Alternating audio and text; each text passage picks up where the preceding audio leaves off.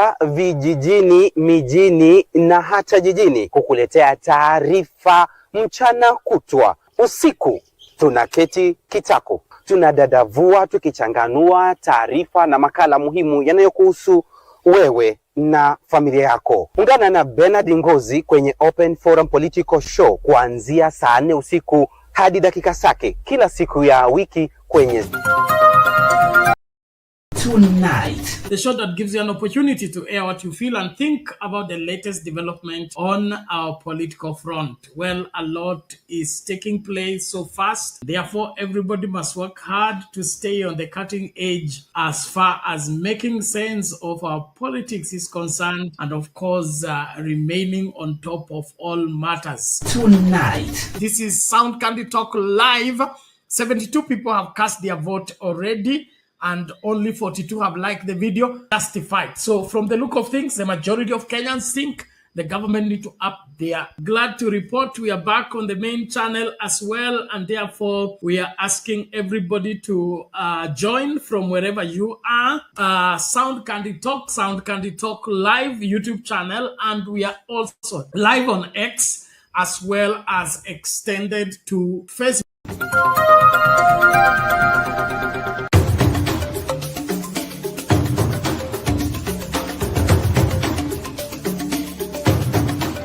You are watching Sound Candy Talk Live.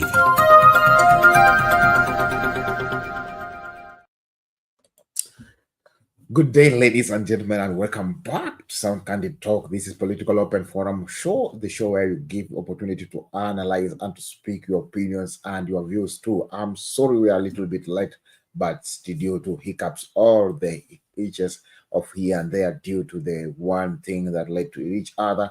But I think we have sorted it out, and we thank you. We welcome you. We wholeheartedly come. Let us have a conversation tonight. So tonight we'll have a conversation, and tonight we'll be checking about the finance bill, because today has been the finance bill day. It's been the day for the CS of finances, and today we'll be checking more details and more coordinates on what we call finance bill. And the finance bill today has a lot that has been cooking, and also Kibali has taken you throughout the day on what has been happening even in CBD. There's a lot of rioting in CBD over the matter of one and only Ojwang. Also, there are later many things that happened to today. Also, 200 people lost their life today in an accident. And apart from that one, Kindiki spoke today here. And then also the story about Ojwang still proceeds. And we'll be checking details towards the story of Ojwang, which will be our opening on our opening front, as even we are beginning up the day. I want to welcome you all. Feel free, feel part and a parcel of this. Let us join up. Please tell me where you're getting me from, and it will be good. Don't just watch alone. Invite somebody to watch with. Mwambie mtu tumekuja hata kama tumechelewa. Amusha mtu, mwambie mtu. Tuwe haha, tujachelewa sana kidogo tu. Lakini tumekuja na wingi, ambapo tutakuwa tunaweza kuzungumza na mengine, tunaweza kujadiliana na mengine, tunaweza kuyatazama ili kuona mambo yamekuwa sawa. Na wakaribisha nyote kwa moyo mkunjufu. Njoni tusemezane wote kama team Sound Candy Talk. Kwa hivyo leo mimi nimwambie, kwanza tunaanza na story ambayo imekuwa ikigonga vichwa vya habari from now a week now, about one young man called Ojwang. And the story is, it's a lot of things, and a lot of things happening as we are even moving on and on. But this is what happenings in the story of Ojwang.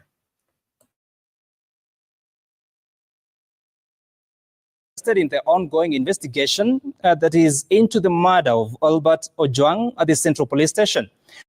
2 more policemen are listed as suspects alongside 2 civilians. And as IPOA carried on with the investigation, Nairobi's Central Business District was engulfed in clouds of tear gas, smoke and chaos on Thursday, as hundreds of demonstrators took to the streets to protest Ojwang's killing.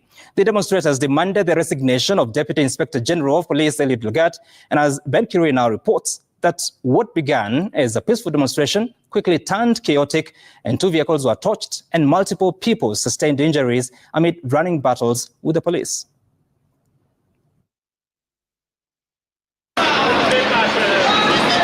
Nairobi CBD turned chaotic on Thursday as fierce clashes erupted between anti-riot police and protesters in the city center, disrupting normalcy. The unrest unfolding just as Treasury Cabinet Secretary John Mbadi prepared to leave the Treasury building for Parliament for the scheduled budget reading.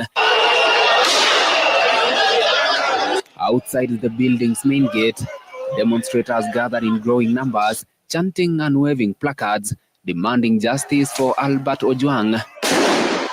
The protest escalating into the afternoon, threatening to disrupt the scheduled budget reading. Demonstrators aimed at paralyzing the proceedings, demanding justice for Albert. What began as a peaceful protest quickly spiraled into violence as confrontations broke out between demonstrators and police officers deployed to contain the situation. Tear gas canisters were fired, but efforts to disperse the swelling crowd proved unsuccessful, with protesters pouring in from all directions. At some point, they occupied the main gate of Jogo House and the headquarters of the National Police Service. The protest turned chaotic when a faction of the demonstrators turned their anger towards vehicles belonging to financial services firm Wells Fargo. Officers providing security were forced to fire warning shots into the air to regain control. One company vehicle was, however, set ablaze along Nkrumah Lane next to Electricity House, while another private car was torched amid the mayhem. Public infrastructure bore the brunt of the destruction. Protesters vandalized and overturned city trash bins and dismantled streetlights meant to provide light at night, leaving a trail of damage through parts of the CBD. And as the chaos unfolded, officers from the Internal Affairs Unit of the National Police Service and IPOA arrested a policeman listed as Police Constable James Mukhwana of Central Police Station. He will be charged with murder. 2 more policemen are wanted alongside 2 civilians over the murder. Ben Kirui, Citizen TV, Nairobi. It is now emerging that the late Albert Ojwang died long before his body was taken to Mbagathi District Hospital. An incident report from the hospital shows that he was brought in at 2 a.m. on Sunday while already deceased. Brenda Wanga reports. The search for the truth about the circumstances leading to the brutal murder of 31-year-old teacher Albert Ojwang continues to reveal even more disturbing details. He was rushed to Mbagathi Hospital, booked for IDOB number 090806 2025 at 01:39 hours. While the police have maintained that the deceased was taken to Mbagathi District Hospital for medical attention, a report from the hospital paints a different and grim picture. According to the medical officer on duty that day, Albert Ojwang was brought in at 2 a.m. What the medical personnel encountered was not a man in need of urgent medical attention, but a body bearing horrific signs of trauma. His face, the report details, was swollen. His body and limbs were marred by multiple bruises.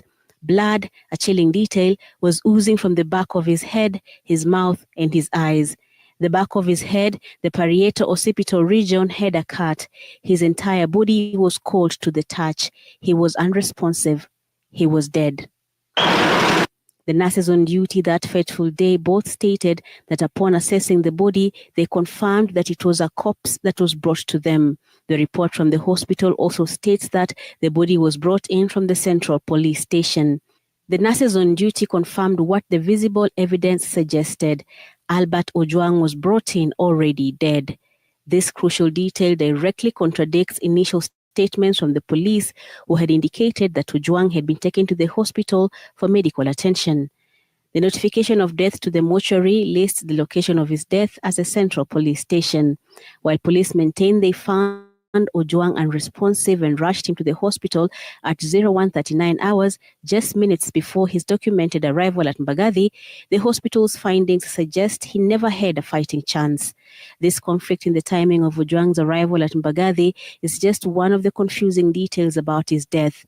Police had initially stated that Ojwang had inflicted injuries on himself, but the detail of the severe injuries, as indicated in the report and consequently cemented by the autopsy results, show what can only be described as a brutal and deadly attack on the young man.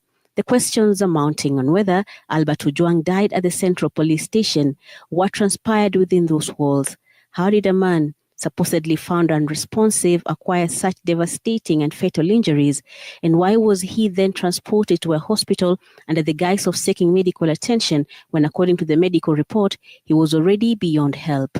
These are the questions his family and indeed the entire country wants answered, even as police and investigative agencies promise to get to the bottom of this murder that has shaken the country to its very core.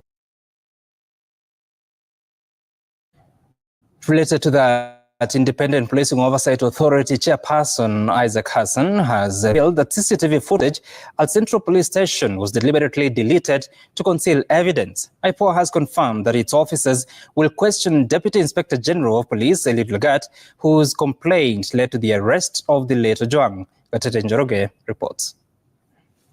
Have you not taken suspects to court? After a tough session before senators on Wednesday, top security officials in the country faced the National Assembly Security Committee members. Inspector General of Police Douglas Kanja faced questions from MPs. What are the new developments?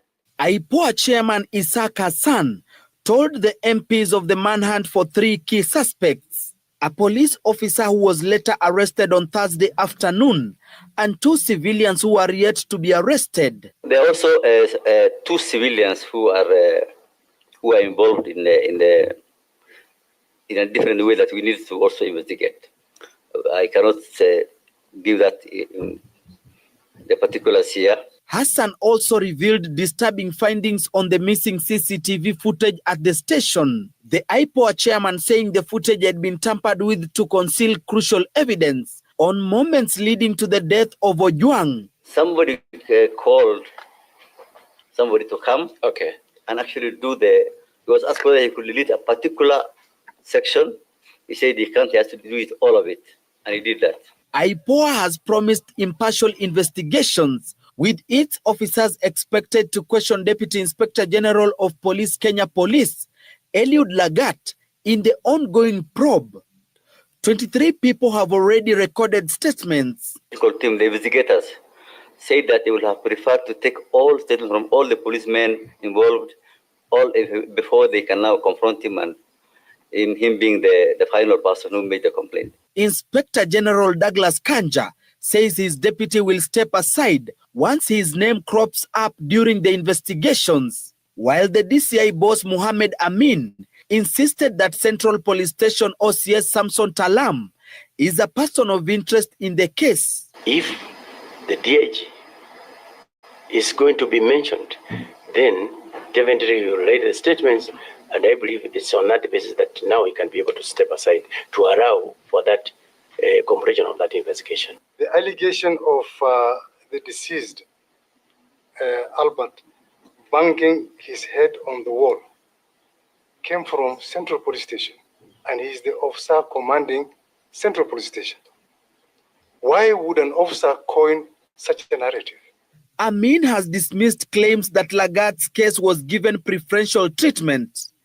IPOA has stated that in the last 4 months, they have received 20 reports involving death while in police custody. The incidents under investigation occurred in 13 counties. Gatete Njoroge, Citizen TV, Nairobi.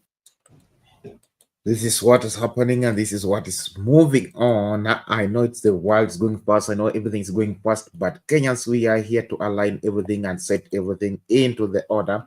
I want to welcome you all. Feel free, feel part and parcel of this. Lala was here. I think he's coming back so that we can have the conversation together and we can have the chat together. So what do you see? Yesterday, I asked the same question about the CCTV. I said, what if we say that the CCTV footages were deleted? Today we are seeing it is confirmed that the CCTV footage were deleted. And then you tell me that Kenya, we are going on well. Now the question has been asked, but no one is responding towards them. One of the questions is being asked is, what do you think, or if the question that is being asked so much is all about the company, about the police. they respond. What, after knowing about this was happening, so what did you do? Why did you give us such information as an officer? So such like when questions have not get answers, the officers who responded to those questions, they are not even nowhere to be seen. So everyone is trying to run away from this tragedy. Every police is trying to run away from this tragedy so that he cannot be found in this tragedy. While you see it, it's gonna take some people's lives, or you're gonna take some people's job, so that at least the end of the day, we can have a good alignment of it. So I want to hear from your opinions too. I want to hear your views too, because your views matters too. Hey, I want to listen to you, because every Kenyan has his own side to say something. So I would like to listen to every Kenyan at every minute and at every given point, so that we can move on swiftly and have a lot more that is going on. I hear and hear many things that are being happening on over every other issues and every other matters that are being raised on. I want to welcome you. Want you feel being part and parcel of this, as even you're moving swiftly and having the conversation tonight. We still have the conversation about the finance bill. This one is the one that is stooping up today, and also the riots today in Nairobi. There have been so much because of the death of Ojwang, and we will be seeing more details also to other corners. Also, today's Kindiki speaks and speaks. Kindiki speaks and giving his voice too. We'll be listening to Kindiki also. Let me bring up the Kindiki video. Kindiki has spoken today, and this is what Kindiki said. Kindiki said, Namnandi. This is what Kindiki, our deputy president, Mr. Kindiki. This is what Kindiki said. Criminal or collective responsibility for the people involved in the killing of Albert Ojwang. Kindiki, who led Kenya Kwanza leaders in Kitui for what they term empowerment program, said the government does not condone extrajudicial killings or any matter of criminality. Tunalaani ile kitendo ambayo ilifanyika ya afisa moja ama afisa wawili kuangamisha maisha ya yule kijana. Mtu yoyote ambaye aliumiza ule mtoto ambaye amekufa katika seli ya polisi lazima achukuliwe hatua ya sheria, ndio tuwe na taifa nzuri. Kwa mambo ya crime, kwa mambo ya hatia, mwenye aliumiza huyo mtoto ako na individual criminal responsibility. Kama kuna mtu alimtuma ama kuna mtu alimwamuru, ako na command responsibility. All right, and with that story,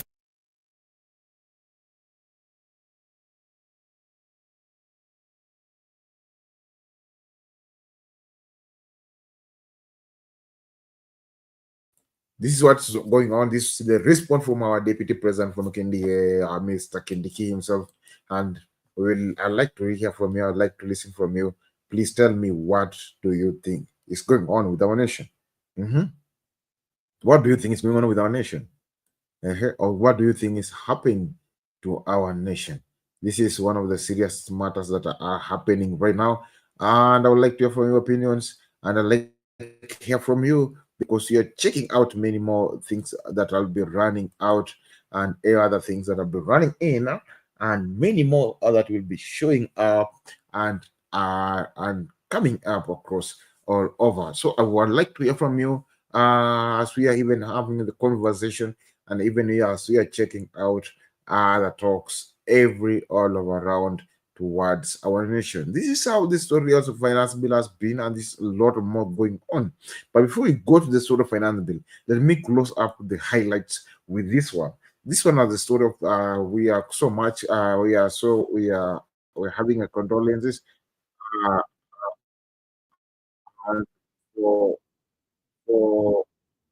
for the people who died on the plane accident. We say may their souls rest in peace. This happens first, but let us check it out.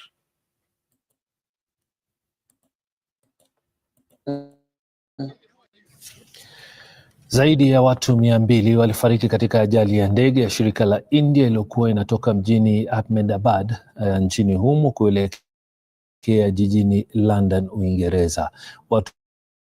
Mtu mmoja raia wa Uingereza aliyenusurika ajali hiyo. Picha za mtu huyo Vishwash Kumar Ramesh zilisambaa mtandaoni huku akionekana kushindwa kutembea kutokana na majeraha aliyopata. Aidha, ndege hiyo aina ya Boeing 787-8 Dreamliner iliondoka kutoka mjini Ahmedabad muda mfupi baada ya saa 7 mchana na kuanguka dakika chache baadaye na kisha kushika moto. Ramesh akiwaeleza wanahabari kwamba alikuwa anasafiri na ndugu yake ambaye alikuwa ameketi mbali naye. Ripoti zaidi zinasema kwamba kuna watu kadhaa waliopata majeraha kwenye ajali hiyo na wanaendelea kupokea matibabu hospitalini. Miongoni mwao walikuwa katika ndege hiyo ni zaidi ya raia 169 kutoka India na 53 kutoka Uingereza.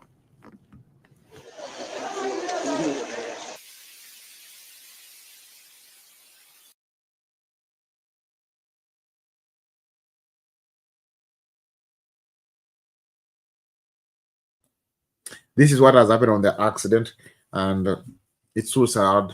And we send our condolences to those who have lost their families. Indeed, it is so sad. I would like to hear from you. What's your opinion, and what do you speak over everything that is coming up and everything that is leaning on its way? So I would like to hear from other people also as we are moving on before bring up the sort of finance bill. I see Lala is back. Lala, hey, Lala, how are you? Hello. Hello. Can you hear me? I can hear you. I'm well, Shadiza. How are you? I'm fine too. Okay. Okay. I was worried that I lost you. Yeah, I think I'm okay now. Okay. Still some echo. I don't know whether can you hear the echo?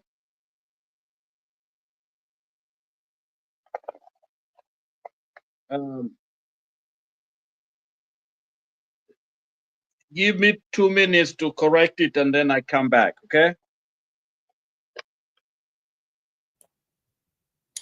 Okay, as Lala fixed the audio, I would like to hear from you opinions too. What do you say about the story of Hey Okujuang? This story is getting hot, and many things are getting hotter and hottest as even the matter still continues. Because what?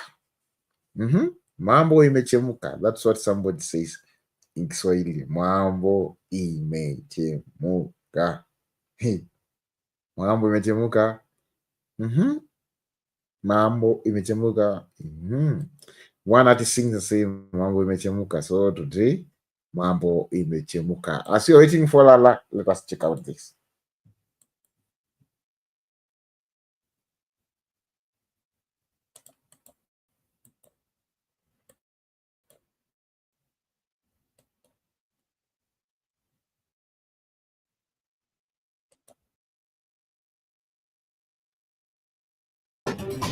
Hello there. Thank you for choosing Citizen TV on this 12th day of June 2025. It is the budget night as we go through the work that has been done by the National Treasury as well as Parliament so far with a reading of the budget that is up to 4.29 trillion shillings that was presented by the National Treasury Cabinet Secretary CS John Mbadi.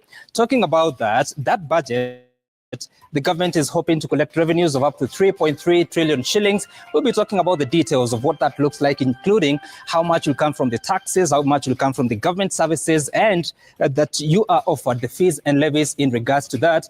But as you talk about that, there is a deficit of 923 billion shillings. This is money that the government will have to get through borrowing, both domestic and the external sources. That's what we'll be talking about later on in a conversation with panelists here in studio. We'll be speaking to Dr. Abraham Rugo, who's an executive director at Budgeti Hub. We'll also be speaking to Bill Okero, who's a political economist and a former senator of Mandela County. We'll also be speaking to Sandeep Main, who is an associate director at the KPMG and also a tax partner there. They'll be helping us understand what exactly has happened today and what we should be thinking, especially as we move towards the financial year 2025-2026. But first, here are the top stories tonight.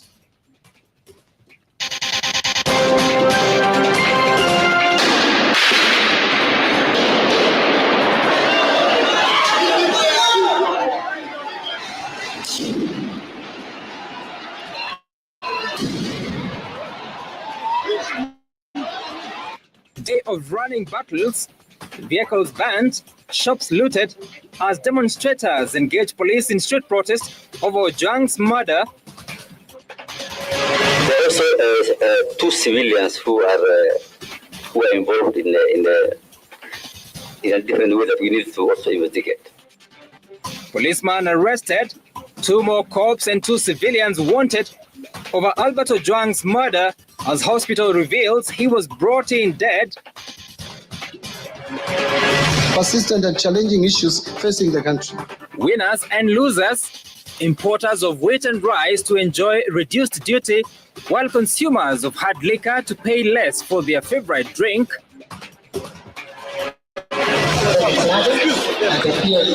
Kenya's highest budget, education gets the lion's share as Treasury CS John Mbadi presents a 4.29 trillion shilling budget.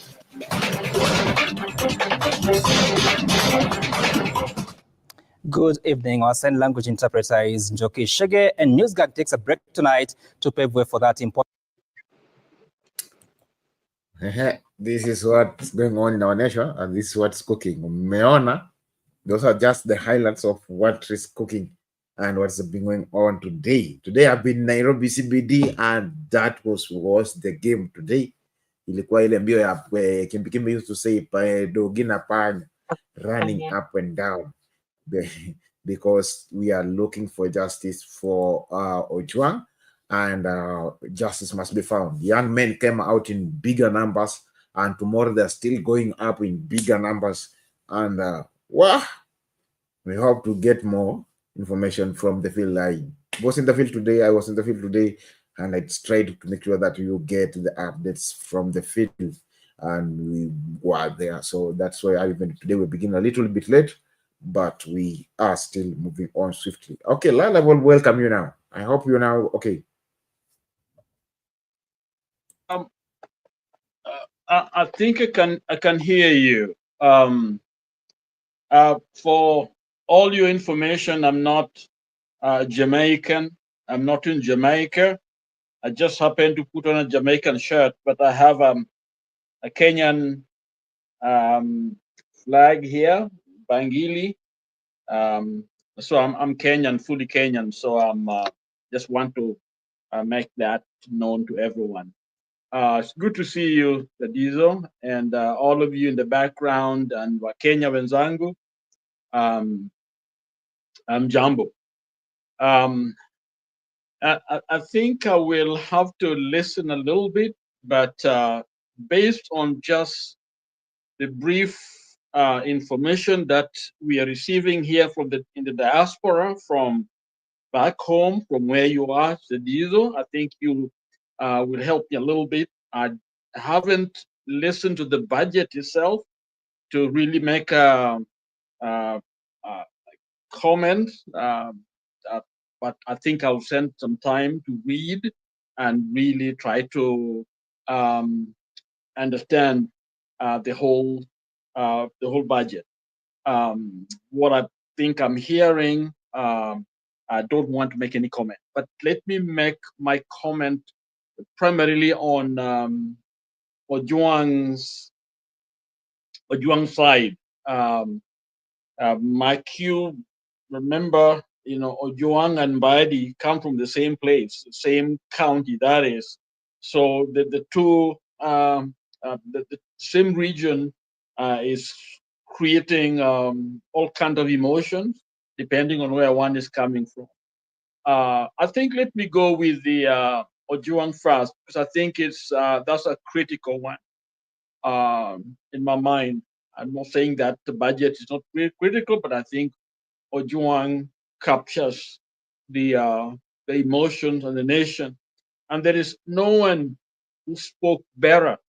He didn't speak much about it, but as one senator called, I think from Kisi, called Omugeni, Senator Omugeni, I think anyone, I think it's kind of been treading a little bit more, because it captures the emotion, the raw emotion, the feeling, the intellectual understanding of the situation, and where the country is. I think his voice speaks it all. It summarizes everything that is going on in the country, and I think he addresses the minister of all the Secretary for Interior, or Morcom. I think he's directing it there, and under is the police. You know, why have you done this? And they captures the essence. This is a young man who was the only child of his father, and he brings his own life. He says, "I have children," and he calls, I think he calls Murkomen. Murkomen, you have children. Murkomen, we are colleagues. Murkomen, we all have, families. Why are you heartless? Police kill this young man. So I think, to me, that message is not much, because there's a lot that is being shared. But to me, it kind of crystallizes the raw emotions and where the country is, the anxiety. And I think it speaks to all of us in a very powerful way, so that we can understand what is really going on. I think it also helps us as a nation to see the urgency of the matter, because it speaks to all of us who know exactly what has been going on in Kenya, or where we have come from, and some things that have been endemic that kept on resurfacing. One of them is the police brutality. Anyone can testify to the way the police, what we inherited from the colonial time, the way it has treated us. I think if we are honest as Kenyans, the police has always seen those who are the public as less important. So they can be treated anyhow. In fact, in the given police station over the years, they're known by their cruelty. So when you hear the word interrogation, okay, into a Kenyan mind, interrogation means you're beaten, you're coerced, and all. That's what the word means to any young, unless things have changed.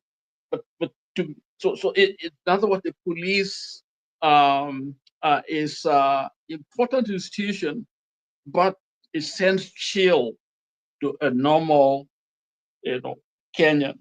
And I can also narrate Umugeni's story, but we just give the historical context. When I was younger, my cousin and I, both of them, two of my cousins, they're gone. One of my cousin had done his CPE. Those are what we used to do to go to high school. And he was admitted to Kamisi High School. I think now it's Mombasa Technical. I know the Kamisi is still there, Kamisi High School. And the other one was admitted at Nakuru High.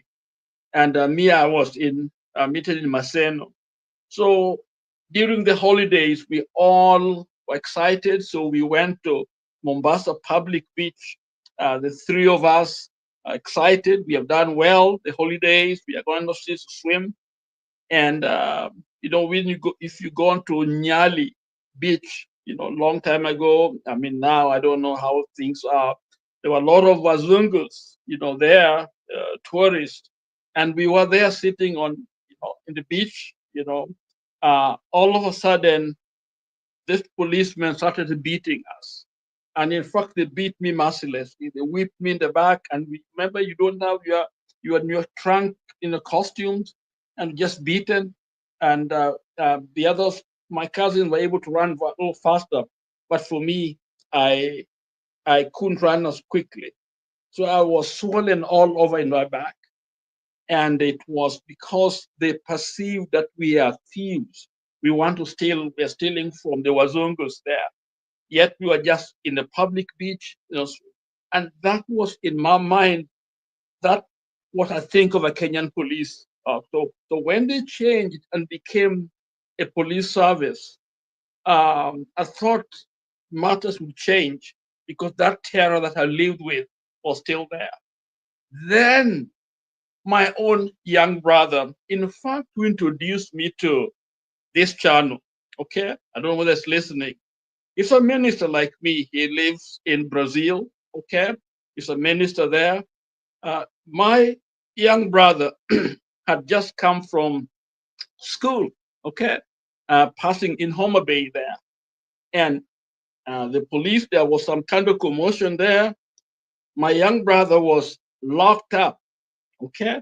Was arrested just because he was passing through, coming from school, and locked up, and actually was very ill in the custody.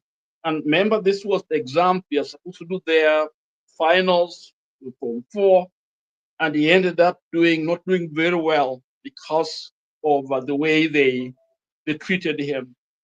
And then, interesting enough, very recent, my brother in Kwale actually was stopped by the police and rounded, and he calls me here where I am, and I tell him, you know what, you've done nothing, you've gone to the store and you've been arrested, so just tell them, go to court. He said they want little money, for me to let me go. I told him, no, you cannot give because of where I'm coming from. The bribe should never be there. I refused my brother. I didn't give him any money. And did you know my brother went to jail, to prison, for doing nothing? Okay, he went to prison because he was listening to me. Instead of giving him maybe 500 to come, to be released, I told him, no, we cannot do that. We cannot bribe the police. Okay. Thank God he was able to do a good job in the prison. While he was there, he preached to people. A lot of people came to the life of the Lord. I even called important people to intervene for him, but he finished. I don't know whether he's got that against me that I never got him out, because I refused to give a bribe to the police. So look at that trend, okay? And I think if every Kenyan will give that kind of information, the little money they have given, the roadside, you see them collecting money, everywhere. But that is not just the police, but it's also a system that supports that. Okay. So many of us, our idea of a police is you pay to get justice, or you pay to get the help you need. That's the thinking. I'm not saying they are not good police officers. They are wonderful ones. So now let's bring us to where we are right now. Here is a young man, and all of us come from a county somewhere all over the nation, okay? And most Kenyans, all Kenyans have a rural home. Even if you live in Nairobi, you have a rural home, okay? So here is a young man whom from every account does not live in Nairobi, okay? So when a man talks of is brought to Nairobi, I don't understand. This young man, I think, lives in the coast, okay? As a teacher there, okay? And his home is in Homa Bay and Migori, Homa Bay. So he's at home, okay? So these people drive there to pick him, okay, and bring him to Nairobi For what? For justice. Justice. Listen to this, Chadizo and all Kenyans. Most countries have what they call jury trial.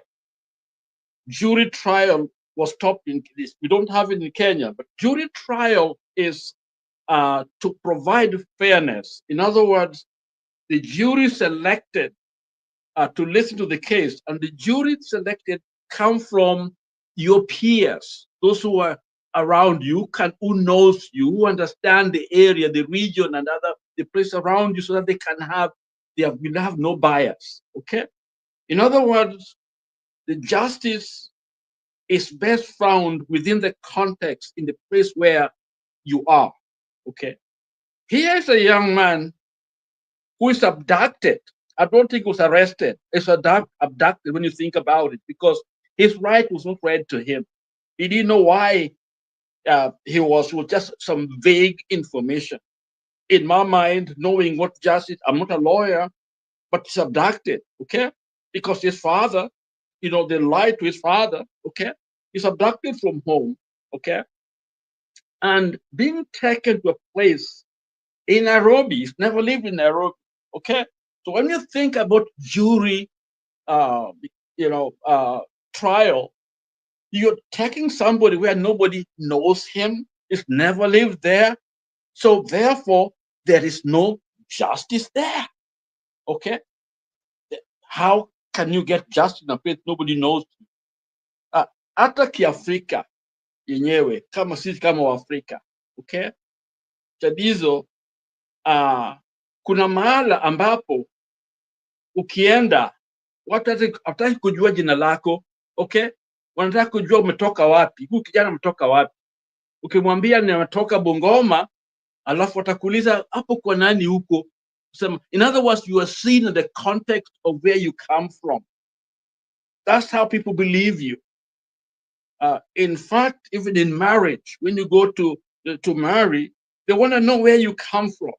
You can't just appear and ambia nataka bibi, where you come, nobody knows. They want to know where you come from. But here's a young man abducted from his own environment, where he's known, is used to, people can testify who he is, to a place where people are advantaged, is Langat and his people, okay? Because here, who's going to defend you? You don't have the money to hire anybody in the city lawyer. Where's justice when you think about it?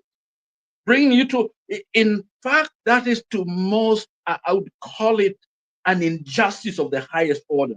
So lawyers can challenge me, but theologically or culturally, I don't see any justice there, even to pick somebody from their home.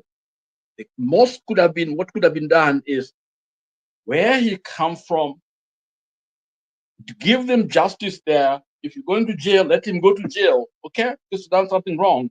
But you don't take somebody to orient him. And we know how they abduct people. This is a case where probably they were a little better, because they came and they did not blindfold him, they did not snatch him, okay? The father, they lied to him, he gave them his son and followed, okay? And this man is brought to Nairobi. And I had, I think it is being the Kanja, whoever the IG talked to, we gave him a phone to call his wife. Any of us who has watched a movie or who know how tortured, people are tortured and abducted, or how ransoms are given, it is always under duress that you are told to say things that you don't believe in, but you're saying it. Because this man had been with the police, had been tortured for a long, long time, okay? And now he could say anything. He could say anything, okay? So he would say, I'm okay, I'm fine. Or say you are this, I'm this. Say I'm happy, I'm happy. Say I'm good, I'm good. Because look at those many hours. Then they tell us that's the evidence that he was okay, talk to his wife. No, we can't believe that. Nobody can believe that, okay? because we don't know the kind of mental status he was in. And from every practical purposes, this man had been severely abused. As a preacher, as a pastor, as somebody who studied the Bible and theology, okay, I can only equate this to the trial of Christ. Remember, he was arrested in the garden, okay? And you see, between the garden to the cross, Golgotha, to Calvary, he went through a series of torture and trial, beatings. And by the time he was going to that hill, he was, already the body, the emotionally, in every sense, they have humiliated him. They've done everything anybody can do to a man. When that autopsy was read, and the kind of language that was used, the idea, that what this young man had gone through, you cannot fathom the horror that this young man went through. So, in my mind, let me say this. These people who did this to this young man are not just criminal, but they are demonic. They are evil. They are demonic because you don't even do that to an animal. You better take a gun and shoot him, okay? He die quickly. But what this man went through, this young man, okay, is a trauma of the highest order. So I just compared it to the cross, okay? That's exactly my understanding, what this man, this young man, this young age of my son, okay, went through. Okay? And so to even imagine that Langat and all these people are still in their job beats me, including the IG. They are talking and defending something that you cannot defend. The best they could have done was to step down voluntarily and say, you know what, the leader, the president should have actually come and acted, and we need people to look into this. But it's like nothing is being done. We expect the same people who are indicted in the mind of Kenyan to do the investigation. IPOA is toothless. There's not much they can do. And so to me, Senator Mugeni captures my emotions, my thoughts, with that message he gave to Kenyans and to all of us in the diaspora. We are, first of all, we just want to pass our condolences to the family of Ojwang. The dad, the mother, the young wife, the baby, the community, the relatives, the community of Homa Bay people and the Kenya. Our heart goes out to you. This should not happen. But since the story here is about Ojwang, we believe that this is something that can be a teachable moment, a turning around, a change of a nation.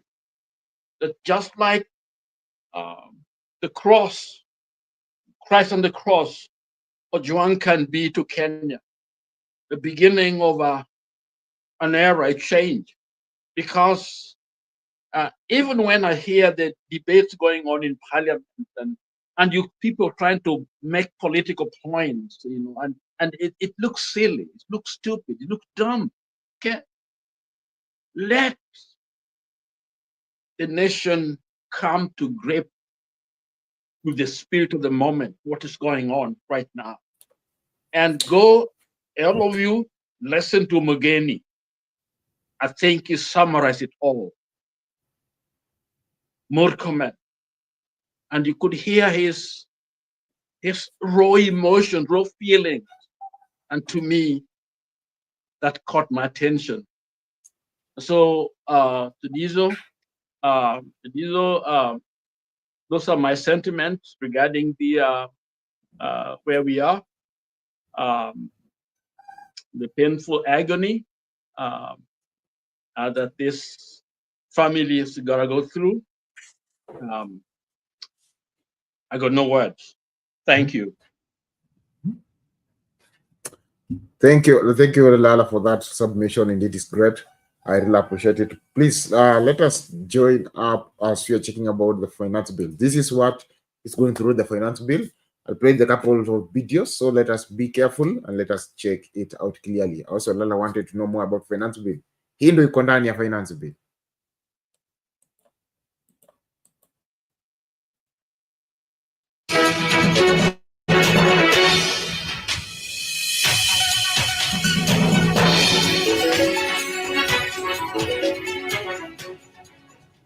And now to the budget 2025-2026 coverage. Importers of food products such as rice and wheat are the biggest beneficiaries from the budget read by the Cabinet Secretary of the National Treasury, John Mbadi. And for the first in many years, consumers of hard drink will pay less for their drink. Stephen Leto with the winners and losers from the budget.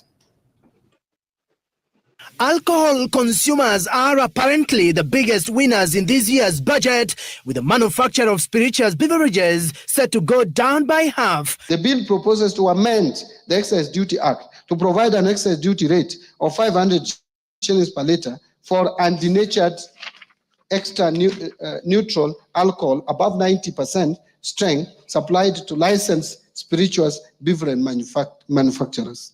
Homeowners are also said to benefit with the reduction on interest on mortgage extended to interest on mortgage for homeowners. The construction sector has also joined the list of winners in Mbadi's budget. Excise duty and billets and wire rods reduced to support users of steel in the construction industry. It is also good news for the leather manufacturers, with Treasury granting remissions of duty for chemicals used as inputs in tanneries to support local processing of leather. Participants in cryptocurrency, as withholding rate on digital asset tax has been reduced from 3% to 1.5% to encourage more participation. Business startups will also gain, with corporate tax reduced to 15% for 15 years and 20% for the subsequent 4 years. Plastic importers are some of the big losers in the budget. Excise duty have been increased to 25% or 200 shillings per kilogram. Imported plastic products, including plates, self-adhesive plastics, and printed polymers, will be subjected to excise duty at 25% of the excise value or 200 per kilogram, whichever is higher. Digital app providers have also been dealt a blow, with excise duty now expanded to foreigners to bring them into the national tax bracket. The bill proposes to amend the Excise Duty Act to bring non-resident persons without a physical presence in Kenya into the tax net when they supply accessible services through these mediums. Stephen Leto, Citizen TV.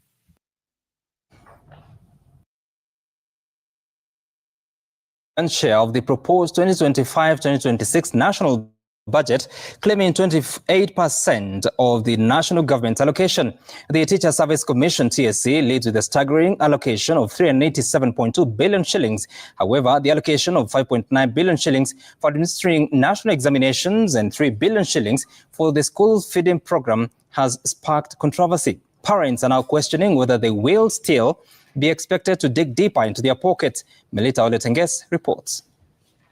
Education is the biggest winner in this year's budget, receiving 702.7 billion shillings. The Teacher Service Commission takes the biggest chunk at 387.2 billion. Free primary education is set to receive 7 billion, while secondary schools will get 51.9 billion shillings. 3 billion has been set aside for the school's feeding program, while national examinations has been allocated 5.9 billion shillings. with the Higher Education's Loans Board HELB getting 41.5 billion. The Research and Science Department has been allocated 993 million shillings. To enhance infrastructure development and provide a safe learning environment in our schools, I have proposed an allocation of 1.7 billion for primary and secondary schools infrastructure and 1.4 billion for construction and equipping of technical training institutes and vocational training centers. In addition, I have proposed 13.3 billion for the Kenya Primary Education Equity in Learning Program. Out of the 387.2 billion allocated to TSC, primary school teachers will receive 202.2 billion. Secondary school teachers will get 172.6 billion. Technical training instructors 2 billion, and an additional 7.2 billion will go toward hiring intern teachers. 41.5 billion to the Higher Education Loans Board for provision of loans to university and TVET students, and this has increased from 35 billion to 41.5 billion for health. Another 16.9 billion for scholarship for university students and 7.7 billion capitation and scholarship for TVET students. While presenting the estimates to Parliament, Finance Cabinet Secretary John Mbadi emphasized the government's commitment to quality education, but concerns remain about the sustainability of free education funding. Education Cabinet Secretary Migos Ogamba recently came under fire after hinting that parents may be required to make additional contributions, raising alarm among already burdened households. In addition to KCSE, other key assessments potentially affected by the financial crisis include the Kenya Primary School Education Assessment, KEPSEA, and the Junior Secondary School JSS exams. Melita Olutenges, Citizen TV. And to other allocations in the different sectors, the national security, health and agriculture dockets have been allocated approximately ₹500 billion shillings in this year's financial year budget. National Treasury Cabinet Secretary John Mbadi attributing the designated funds that directly impact both the economy and lifestyle of ordinary citizens. Seth Olale has more. 253.8 billion shillings in the 2025-2026 budget has been allocated to national security. Cabinet Secretary for Treasury John Mbadi stating that the funds are crucial in combating crime, including terrorism and drug trafficking.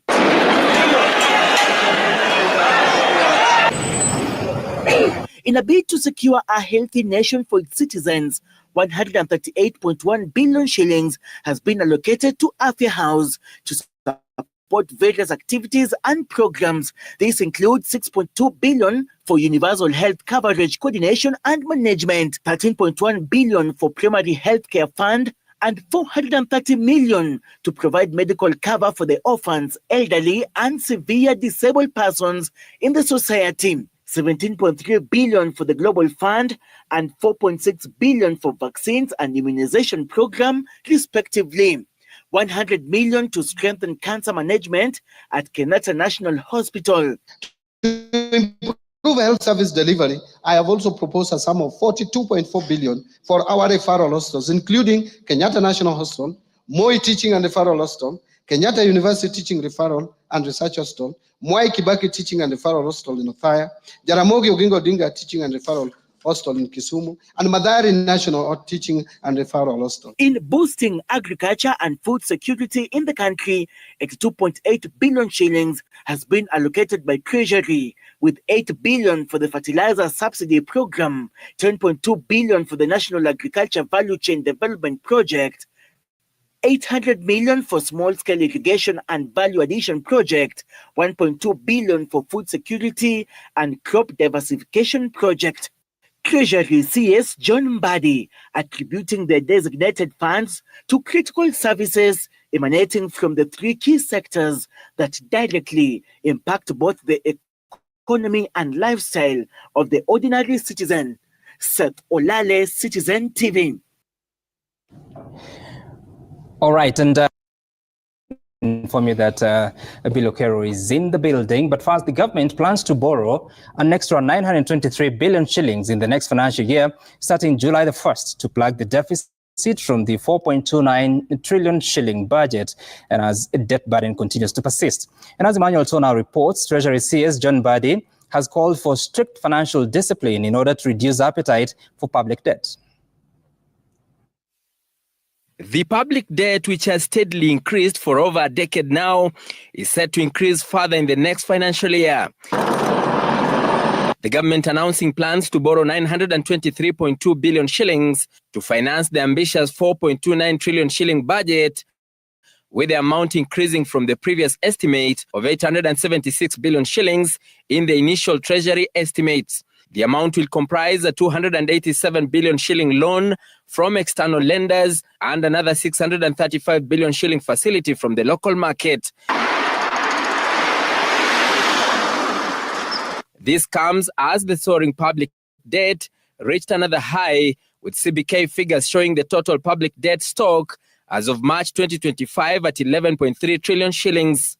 Of this, 6.1 trillion shilling is domestically borrowed, and the balance of 5.2 trillion shillings constituting the foreign debt. The government will explore emerging funding instruments such as debt swaps, diaspora bonds, sustainability-linked bonds, and an environmental, social, and governance debt instrument to fund budget deficit and manage public debt. The government intends to spend at least 1.1 trillion shillings on interest on debt alone. Of these, 851 billion shillings will go to finance interest on domestic debt and 246.3 billion shillings for the external debt interest. This is excluding the repayments on the principal amount or redemptions in the same period. Debt is a big problem for us, and that is the reason why, if you've seen the fiscal deficit which we are working with, we are moving from a fiscal deficit of 8% during the former regime to 4.74% in this financial year that we are starting. That's a very big improvement. The young boys that we are seeing in the street, their children and their grandchildren already owe more than 100,000 to the foreigners out there. So we need to stop. We need to start living within our means. Whenever the government is out there in the market borrowing massively, what happens is that interest rates go up because they are creating demand for loans. Good morning, Mr. Deputy. How are you? The new realities come as the Kenya Kwanza government under President William Ruto borrowed a whopping 2.6 trillion shillings as of March this year in the close to 3 years it has been in power. This has taken the debt stock to a new record. Meanwhile, the government is currently conducting a comprehensive audit of its public debt initiated by the National Treasury and overseen by the Auditor General in order to differentiate the true debt from the odious one. Emmanuel Toh, Citizen TV, Parliament, Nairobi. All right, and with that,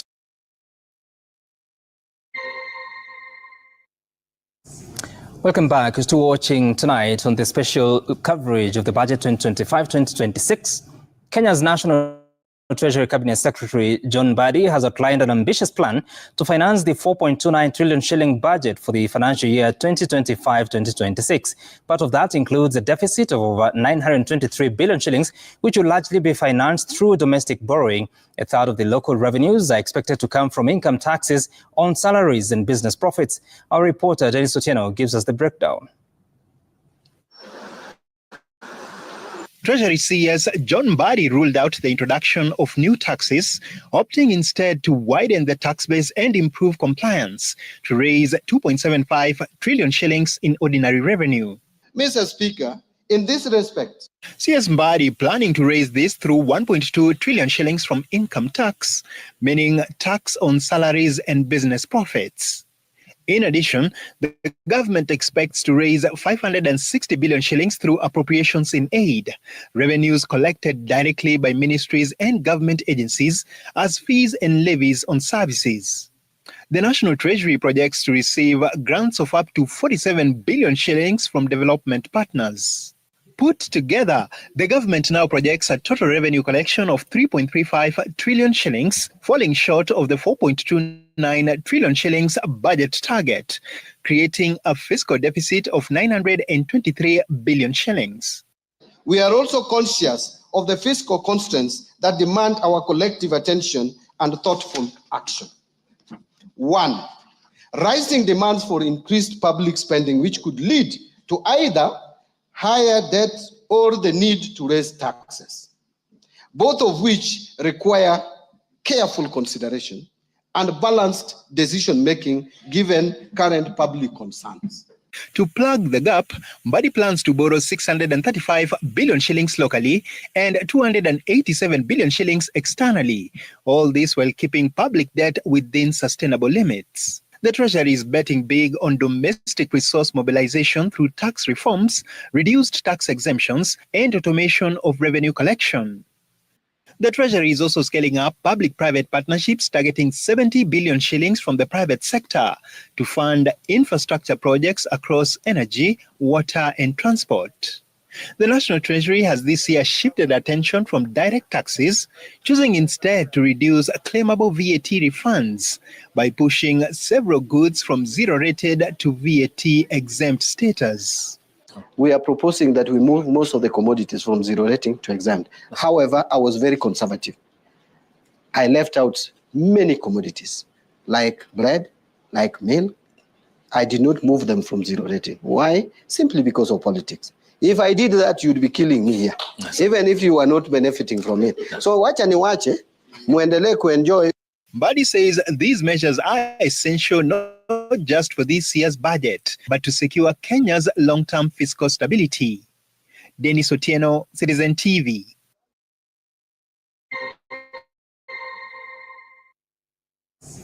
Welcome back to watching tonight on the special coverage of the budget 2025-2026. Kenya's National Treasury Cabinet Secretary John Mbadi has outlined an ambitious plan to finance the 4.29 trillion shilling budget for the financial year 2025-2026. Part of that includes a deficit of over 923 billion shillings, which will largely be financed through domestic borrowing. A third of the local revenues are expected to come from income taxes on salaries and business profits. Our reporter Dennis Otieno gives us the breakdown.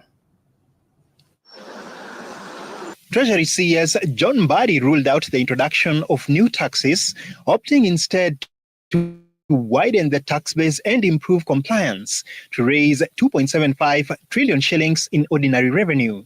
Mr. Speaker, in this respect, CS Mbadi planning to raise this through 1.2 trillion shillings from income tax, meaning tax on salaries and business profits. In addition, the government expects to raise 560 billion shillings through appropriations in aid, revenues collected directly by ministries and government agencies as fees and levies on services. The National Treasury projects to receive grants of up to 47 billion shillings from development partners. Put together, the government now projects a total revenue collection of 3.35 trillion shillings, falling short of the 4.29 trillion shillings budget target, creating a fiscal deficit of 923 billion shillings. We are also conscious of the fiscal constraints that demand our collective attention and thoughtful action. 1. Rising demands for increased public spending, which could lead to either higher debt or the need to raise taxes, both of which require careful consideration and balanced decision-making given current public concerns. To plug the gap, Mbadi plans to borrow 635 billion shillings locally and 287 billion shillings externally, all this while keeping public debt within sustainable limits. The Treasury is betting big on domestic resource mobilization through tax reforms, reduced tax exemptions, and automation of revenue collection. The Treasury is also scaling up public-private partnerships targeting 70 billion shillings from the private sector to fund infrastructure projects across energy, water, and transport. The National Treasury has this year shifted attention from direct taxes, choosing instead to reduce claimable VAT refunds by pushing several goods from zero-rated to VAT-exempt status. We are proposing that we move most of the commodities from zero rating to exempt. However, I was very conservative. I left out many commodities, like bread, like milk. I did not move them from zero rating. Why? Simply because of politics. If I did that, you'd be killing me here, even if you are not benefiting from it. So wacha niwache, muendelee kuenjoy. Mbadi says these measures are essential not just for this year's budget, but to secure Kenya's long-term fiscal stability. Dennis Otieno, Citizen TV. Nairobi. Indeed, a remarkable day when the Cabinet Secretary for National Treasury arrived at Parliament 2 times. Now, Kenyans have greeted the 2025-2026 fiscal plans of the government with mixed reactions. Some have taken the view that it makes no difference one way or another to their everyday lives, while others want the monies allocated to education and health services increased. The size of the budget has attracted some criticism, with Kenyans calling on the government to cut down on recurrent expenditure and reduce borrowing. Citizens across the country have called on President Ruto's administration to stem the loss of revenue to corruption.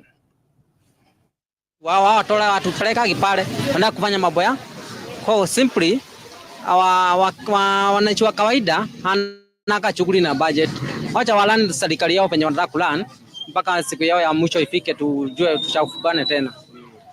Tumekufa moyo sisi kama ukulima na Diego, ukulima inachikilia hii nchi. Hakuna kitu imefanyika hapo, sababu ukiangalia sana pesa mingi wamepeleka kwa upande wa security na upande wa State House. Tutumie resources zetu kuendeleza nchi yetu, tusitegemee kuomba. 4.2 trillion ni kiasi mingi cha pesa. Tena sasa hiyo inamaanisha tena tunarudi kumuumiza mwananchi kwa madeni tena. Expectation ya kwamba pesa isirculate kuja kwa common mwananchi, kwa sababu so many times tunasikia ya kwamba GDP ya Kenya imegrow by 5%, 6%, lakini hapa kwa ground tunaumia sana. Halafu kitu cha pili, mambo ya hospitali, kitu hicho ambacho kinaitwa SHA, bado mpaka sasa hivi hatujaona impact ya hiyo nini. Wafunge mambo ya corruption, sababu mara mingi budget inasomwa, inaposomwa mnasikia juu ya hewa ni 4.2 trillion, lakini hiyo pesa inaingia kwa upande wa corruption. Ulisema unaenda kuhudumia wamama, uhudumie mama ambaye ako chini ainuke. Sasa imekuwa mama ndiye analipa mshahara kwa wafanyikazi wenye wanafanya kwa serikali yako. Sina habari kuwa bajeti imesomwa, kwa sababu hata bajeti ikisomwa mimi haiwezi nisaidia kama kijana, kwa sababu mimi kama kijana lazima mimi niamke chini niende nitembee ili nipate chakula ya kukula kesho. Wakenya wengi saizi wanalala njaa, hawana chakula, vijana wanakosa kazi kwa sababu wanasema pia ushuru iko juu, kampuni zinafunga kazi, wanatorokea nchi za jirani. What is on the ground is not what they have addressed. Na mitihani hatujui itafanyika vipi ya watoto wetu. Hizi pesa serikali inaweka kwa mambo ambayo hayajulikani ni mbele wala ni nyuma, ni ya kusikitisha sana, kwa sababu accountability, Hustler Fund kwa account for Hustler Fund, sasa hivi zile pesa zile kwa muhula uliopita hajulikani zimeenda wapi. Nashindwa bunge ya leo ambao wanatengeneza budget wanataka watu wasisome, ndio watu wakue majambasi, ndio watu wakue wahalifu, ndio waishie katika majela. Kuna mpango kwa hii budget kuhakikisha wenye biashara hawatasukumwa sana na mambo ya taksi, na hata mwananchi wa kawaida hata kuwa na ule uzito. Na sasa tu kama mimi mwana transport officer naweza tu kuongelea kwa upande wa mafuta. Angalie, kwa sababu mafuta ndio kiini na kigogo cha kila kitu tunaongelea hapa. Upande wa afya na upande wa hali ya usalama pia wanafaa kuongezea pesa zingine pia, ili hao watu wetu wasidhubutu kutusumbua mahali tupo.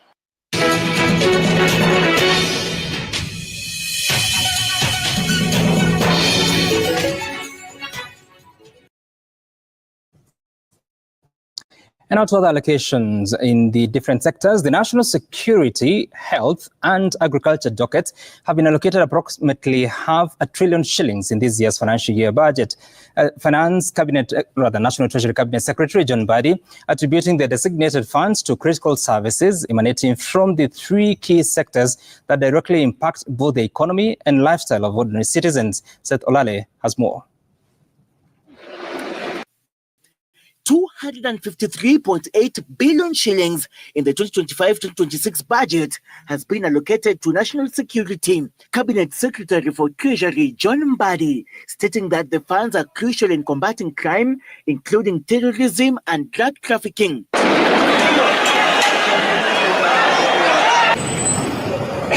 In a bid to secure a healthy nation for its citizens, 138.1 billion shillings has been allocated to Afya House to support various activities and programs. This includes 6.2 billion for universal health coverage coordination and management, 13.1 billion for primary healthcare fund, and 430 million to provide medical cover for the orphans, elderly, and severe disabled persons in the society. 17.3 billion for the Global Fund and 4.6 billion for vaccines and immunization program, respectively.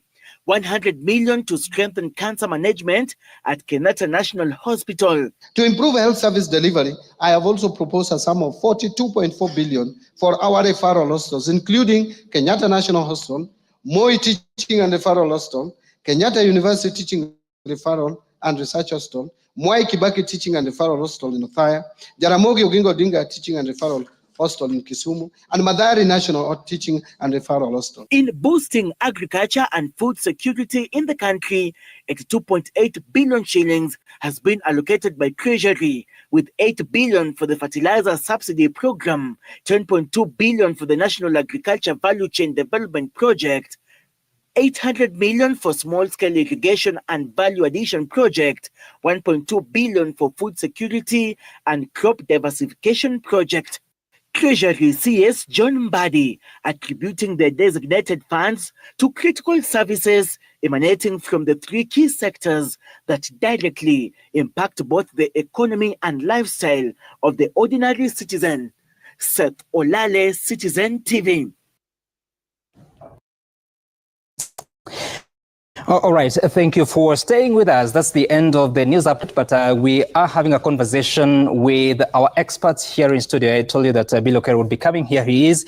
And we had started to talk about the impression that you make of the budget 2025-2026. Your colleagues are saying that, yes, lean in terms of the finance bill, but also the zero-based budgeting is not visible. But what do you think Kenyans should be concerning themselves with this night? Thank you very much, Sam. I think the impression that everyone gets is that the government is not addressing the elephant in the room, which has always been the huge public expenditure, which keeps on increasing. If last year the government, expenditure was about 3.9 trillion, now it's 4.2, almost 4.3 trillion. I mean, we keep on increasing. Right. And I think that should be a concern, especially when the same government says we have serious challenges, both in terms of our debt and in terms of our revenues. And Kenyans are also saying, look, these revenues or tax measures are having a huge impact on the cost of living. So one would have expected that, no, the government must rationalize, but we are not. And I think that's the thing that, the impression that you get is that the government is not quite concerned about really rationalizing its expenditure. But that having said, it's also, I think, wrong to suggest that because there are no new taxes, there will be no impact on the cost of living, on the lives of Kenyans. Mm-hmm. It will. I mean, any budget, even doing nothing, no new taxes, but even simply on those administrative tax measures alone, like the one the minister was just saying about moving some of the products from zero base rate to exempt and so forth, and many of the other procedures that administrative procedures that they have affecting would have an impact. And anything which has an impact on business, right, would also have an impact on you, on me, on the lives of the Kenyans. And having said that, I think another issue of also concern is the way that revenue is being allocated to various ministries. Mm-hmm. One would say, yes, Kenya has always placed a premium on education. And so we have always put a significant amount of our, 28-30% of our money in education. And this is why we have a huge skilled manpower and all that. This is appreciated. But when you look at the second largest, security, 465 billion, that's more than 10%.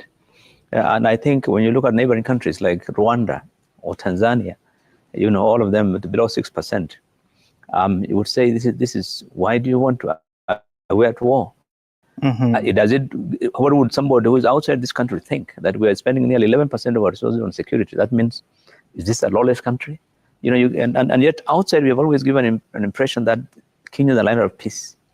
If we are indeed an island of peace, why we needed to spend 465 billion, the second largest expenditure, more than the money you've given to roads? Yeah. More than the money plus roads, plus agriculture, plus health combined. Critical ministries.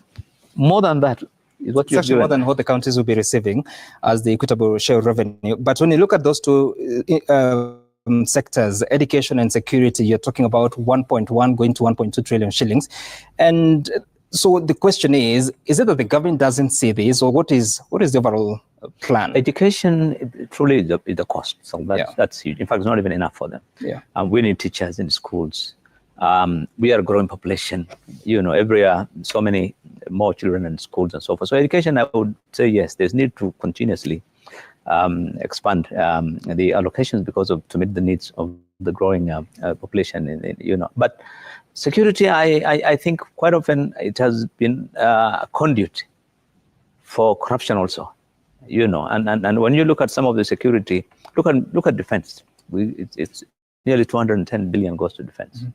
But when you look at the way our army was, the way our military or defense forces used to be in the old days and today, you see that where is the money going? They don't look, so you would say that yes, the money is being allocated to security, but if you go to the police, they're still in the old dilapidated buildings of the 1960s. You go to the prisons, it's in a worse situation. And you wonder, where's all this money going? Because that security is one of the areas where the former president, Uhuru Kenyatta, when he first came to office, he said, my office of the president, which oversees, is the most corrupt. He repeated that several times. So I think that ministry's allocation is not really because it's needed. And when you tell me it is zero-based budgeting, and then you are giving that kind of money, it really belies that argument. And Dr. Rugo, so then when you look at, let's just drill deeper on the expenditure on security, because the defense, like he says, 213 billion shillings, and nearly 98% is going to recurrent expenditure. And actually, the National Assembly was actually increasing that amount. So what are we paying for exactly? Because not long ago, a few years ago, it went, the highest at that point was about 100 billion shillings. Now it has more than doubled. What are we paying for? So there are a couple of things that are interesting to look at. One is that there has been a process of getting defense to be involved in a bit of enterprise. As you know, some time back, they were in charge of the Kenya Meat Commission and a couple of industries that they're supposed to be, basically managing. Secondly, there's of course been a recruitment and expansion of some of the services, the hospitals. You remember there's a time even they were saying they might open to the public. In other words, my sense is that there's quite a bit that is happening within the security that is almost, a quasi-public service mechanism of sorts. The challenge with that sector is that even when it comes to the audits, you don't have a lot of visibility of what exactly, because the numbers of our army have not necessarily grown significantly in terms of, as Bill is saying, really, it's not a time when we are, per se at war. So I think it's that puzzling, because again, you see even there's quite a lot of administration, as I've said, the expansion of the institutions that they are running, that they're in charge of, that should be engaging. But I think it's important to also say that when you think about development, you have. Yep. Do you just want to invest, for instance, in physical security, as it were, where basically then you put mechanisms of dealing with evil, and crime, as it were, which includes also even the police service, which is another 127 billion. Right. Then you include the National Intelligence Service, another almost 50 billion, and all that. Or whether you actually want to invest in things that basically would provide some social security of sorts, which basically have to do with the incomes. It's and when you see a lot of securitization, then you start asking yourself, is this an acknowledgement that there are certain areas, and as I'll be saying later, you'll see just how we are doing about the numbers for education, which are very worrying, as well. So for me, that's a concern. Okay. But yes, this has to be read within the context of what is the development path that you are taking, and why are you choosing, to go that development path, as it were.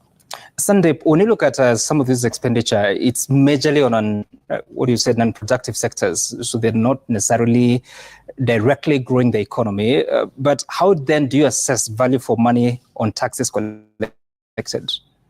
Sam, I think for me, the sectors that were actually allocated the highest, we could call them so-called winners, like the education one, to some extent, health, transport, although the allocation is not that heavy. I think for example, the education sector is a critical sector. That is what's going to drive the future leaders of this country. So investing in that particular sector is important. I personally feel that 700B is nearly not enough in spite of that proposed co-pay that was there. Mm-hmm. So for me, I think the education sector is critical. That's why the taxpayers' money will go there, because that's developing the future leaders, future politicians, future thinkers of this economy. When I looked at the health sector, I was a bit disappointed with the allocation. I thought it should be far more than what it was given. But then again, if you remember, there was a statistic in media as well about SHA. So the social health apparently collects about 6p a month. So possibly that's what they took into consideration when making this allocation. So is it directly attributable? We might not see it, but definitely indirectly, I think it has a major impact on how we're going to be driving the economy of this country. All right. Let me just clarify. Yes. You see, the other reason why agriculture, health, water is because of the revolution. Most of these functions have solved. Yes, correct. So, and actually, part of the challenge we have had in the last 10, 15 years is the issue of duplication. You'll see this actually when you're on the ground, that, the Ministry of Health, the Ministry of Water, particularly health, where almost 90% of the functions have actually been devolved. If it isn't for this UHC, there isn't much except policy that the ministry, and the referral hospitals. But so I think that also is one of the factors that they must have looked at, particularly in agriculture. That's why agriculture gets a small amount of money. They expect counties to also focus a bit on that. Okay, we have more extensive conversation into this budget 2025-2026. Stay tuned for that. We're back in a moment.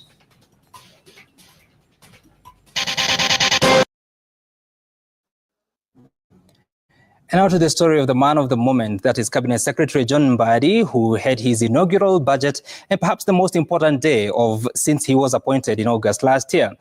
Jimmy Mbogo traced the steps of the Cabinet Secretary and gives us an inside look at his journey on a day that the entire country was counting on him to deliver a plan that takes into account their fiscal needs.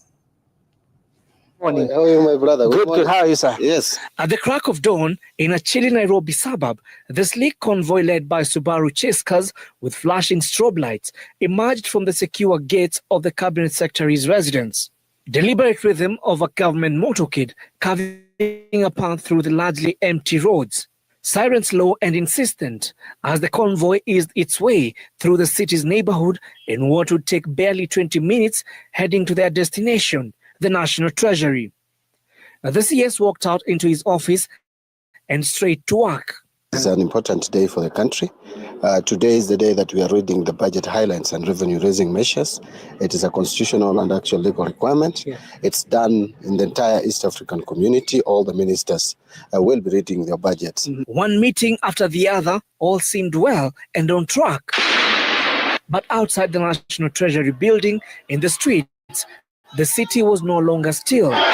Chants, loud bangs and clouds of tear gas rent the air as police engaged protesters in running battles, an issue that visibly rattled CS Mbadi would be forced to address moments before heading out to make his maiden budget address. I want to caution that our youths, as we exercise our democratic right, we should understand that others also have democratic right. And there is no important right as that of listening to how the government wants to spend your taxes and raise those taxes. And just a few minutes to 2 p.m., the CS emerged from the National Treasury steps holding the budget briefcase. But unlike his predecessors, he chose to walk to Parliament buildings, marking history as the country's first Treasury Cabinet Secretary to walk to Parliament to present his budget. A procession that took less than 10 minutes, contrary to the slow drive that those before him have enjoyed.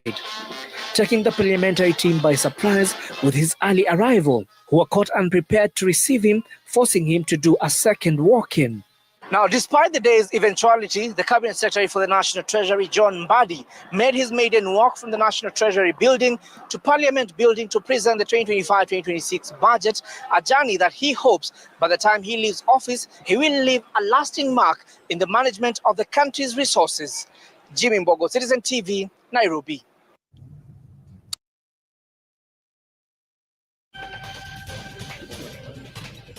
Welcome back. You're still watching tonight, and we have the special coverage of the budget 2025-2026 with my experts Sandeep Main, Dr. Abraham Rugo, and Bilo Kero. And we had gone to the extent of touching on some of the allocations. Dr. Rugo, on the question of education, because yes, it's expensive, and you had the Cabinet Secretary saying that for the past couple of years, the government has been paying for examination fees for children, regardless of where they go to school, regardless of the financial status of their parents. Now, the past few years also, to be specific, since 2022, you've seen a shift on how education is financed. You have the university funding model that has been controversial. And now see this question of examination fees. What are we getting into? Yeah. It's interesting. Sam, allow me to start from just a bit of numbers. So our population right now is about 52.4 billion, million, sorry. Not billion. That would be the world a couple of times. 52.4 million. Out of that, 22 million are poor. In other words, 4 out of every 10 Kenyans cannot afford. The statistics that we have show that about 1.3 million of 6 to 13-year-olds are out of school. These are children who should be in school, generally between grade 1 and grade 8. 40% of those are because of school fees. And this is a point I want to drive to. That already what we are seeing is that in the education sector, you have more and more increasingly children who are not able to go to school. And a big driver is income. They are not able to pay. Yes, I agree that there needs to be a fairness mechanism so that then not everybody, whether you can afford or you can't afford, get paid for. But these are 1.3 million is not a small number. You know, when you think about it, after you've made a lot of progress over the years. But let's go to the other side. You have allocated 702 billion to education sector. Increasingly, you have allocated more to TSC so that more teachers, are being paid for. But you also have capitation, which basically is supposed to support every child in a primary school and in the day secondary schools, as it were, but also in the borders. But last week, the Cabinet Secretary says they have pending bills of 64 billion. So the point I'm trying to go to is that pending bills in capitation. Pending bills basically in the education sector. He said, these are the amounts of money that have largely their capitation. And I think you have heard stories about principals just complaining, they are having to dodge suppliers here and there, insisting that children have to pay their school fees. So what we are facing right now is that, one, you have more and more families that cannot send their children to school. Now, remember, this is also coming in a context where real incomes have actually been declining, and job opportunities not. Secondly, you have a lot of duplication of financing that is coming into the education sector. And this is what I mean. Especially in high school, you have all these bursaries. We did a study, and my colleague Naima was here in the morning, and she broke it a bit down, and I'll just repeat one or two things. That 61% of the bursaries are outside the education sector. What that means, they are in the hands of different political offices, NGCDF, Women Rep, county, different institutions, then other even offices, office of the president. They're all these different, but they are not coordinated. You have not even added the non-government organizations that also sponsor children. So what we are facing is that on one hand, money that should be going to schools is not going there at the time it should be going. Two, there's a lot of duplication and, of course, very difficult to track, which then would mean that there's a lot of corruption going on or slippages, in terms of who is being paid for. How are we able to tell that? But there's a bigger concern, which has to do with quality. So we have increased the amount of money, going to TSC, but are teachers actually going to class and teaching? But even when they go to class and teach, do they have the necessary equipment? Think about the competency-based education. Right. It was just changed from curriculum the other day to CBE. It's supposed to have schools with computers. It's supposed to have, I look at the assignments my children come with, and I ask myself, do all the children actually out there have this kind of, do they have internet? Are they able to print? Right. Are the labs equipped? Because it's supposed to be hands-on. So I think, for me, I worry that we are actually staring at a declining quality of education, by and by. Right. And the last point to say, and while in the midst of all that, you also don't have clarity of what is coming next. Right now, you have a crisis of grade 10s, who are going to be coming in. Already you have a crisis of grade 9s, because even still, it's not clear whether they're in primary school or whether they're in high school. That's a story for another day. But it's not clear when you say, for instance, they are going to be the tracks that our children are going to be taking. A lot of schools don't have arts and sports track. So that's for me the biggest concern. Right. A funding one, but also a quality one. And Honorable Bilo, so as we talk about this continued differentiation of children, at a time that you're also seeing, like he says, quality going down to an extent that even when they were looking at places to cut, Parliament cut a whole 570 million shillings that was supposed to go into capacity building of teachers. What then are we doing to the public education sector? Because it appears that like the focus is just how much, but not more of what is being offered to students or learners. There are a number of things from my experience. As a former legislator, what I've seen, even starting with the capitation, money comes to a school. It goes to that management team of the school, the principal plus the other members of the board. You would be surprised, but quite often some of that money is not used for whatever it is supposed to be used. Because this is just a group of 4 or 5 families, and they'll decide on what to do with the money. And so if this is why now we start having pending bills coming up in Ministry of Education. Because you've used the money, but then you've created a liability. They've seen people doing that in the Roads Ministry, they're doing Health Ministry. Everyone sees what's happening, so everyone wants to do the same thing. A public office, sadly, some say this, every leader who has come to power in this country has missed an opportunity to deal with the single most important problem this country has, which is corruption, really. So that when you say we are given 700 billion to Ministry of Education, how much really is used? Right. For the very purpose for which they've been voted or appropriated, and how much has gone. But based on the statistics that governments have provided in the last 10, 15 years, nearly a third of every allocation is lost through misappropriation or wastage or inefficiency and so forth. So you can imagine that how much money is given to a ministry. A huge ministry like this amount of money, 700 billion, then how much of it really gets lost? So that then the question of 500 million and this thing would not arise if people are really spending money.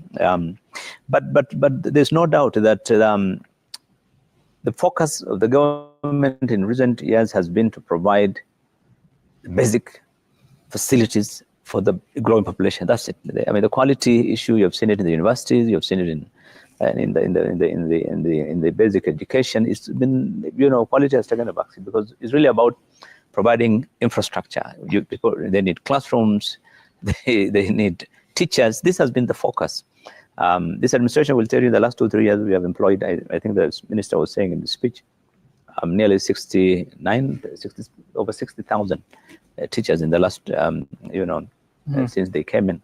But still, when you check in the ministry, you'll find the demand for teachers in schools is huge. And the reason is why.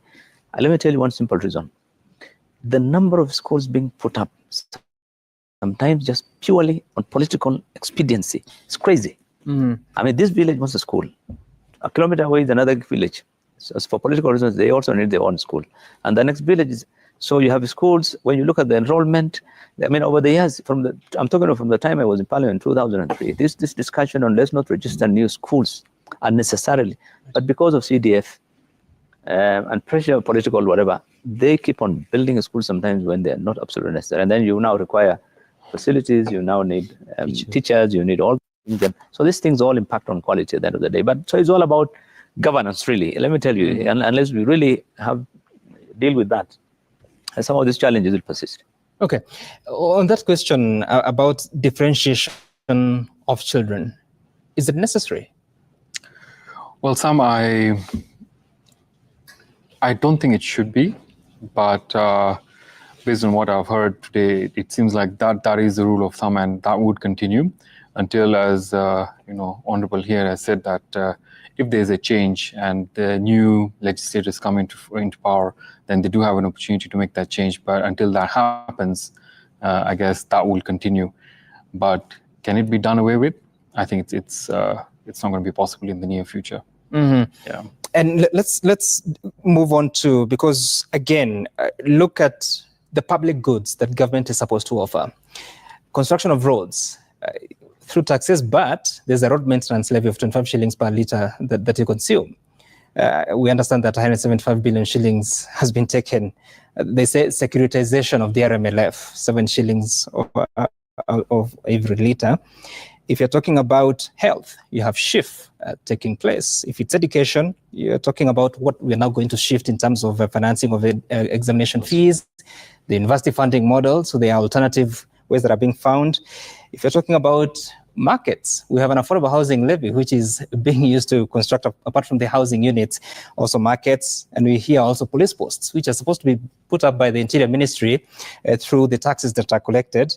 Then you have, if it's water, most neighborhoods, you find that, especially in Nairobi, because of the challenge of water, they have to depend on water bowsers or private boreholes. So what are we getting into? Because you still raise taxes and other revenues up to 3.3 trillion shillings, but most of these public goods, Kenyans, especially in urban areas, are having to procure for themselves. I think, Sam, when you look at it from a wider lens perspective, and I think listening into this discussion, especially around education, and where we see is the highest allocation of the budget, the common theme that's coming out here is really around accountability and transparency. You talked about the housing levy. Yes, that was a big hue and cry. You remember how the legislation had to go back and forth, talking about equality. And eventually when it was collected in billions of shillings, do you see the houses, would be the question. There was some point in time that we saw that entire amount collected was going into a bond because there was no avenue of using those funds. So I think for me, yes, there are those maintenance levies that are being collected for roads. You have these other levies, you have these taxes. There's a significant trust deficit that the people of Kenya actually currently have with the existing regime. If the money is being collected, how is it being spent? And until that accountability is not taken, there's no transparency, we'll have a problem. You do recall a conversation where we had external debt and we were told that that money did not get to Kenya. The reason it did not get to Kenya is because it was used to repay loans. Which loans? The loans are now pretty high, 11 trillion, 1 trillion interest. So I guess for me, the underlying and the overall themes here would be around accountability and transparency. We did hear the CS talk about commissioning a review by the AG. We hope that report, when it's come out, it should be made public and it should be, available for scrutinization on how exactly the money collected, which currently go to more or less a consolidated fund, are then being used. And for Dr. Rugo, your take about that government shifting from what it must implement using the ordinary taxes to introducing new taxes that don't necessarily go to the consolidated fund. Why? So I think it's important for us to appreciate that the government of the day, for reasons of its own course, but also for historical reasons, is in a big hole. And allow me just to run you through some quick math. If you look at the projected revenue, which basically is the income that the government is expecting, 2760, I'll just use that as a simple, 2760 billion, which is 2.7 trillion. If you remove the interest plus pension plus pension and constitutional offices of 1337, you remain with 1423. If you remove county transfers of 405, you remain with 1018. If you remove all government salaries of 900 billion, you are left with 118.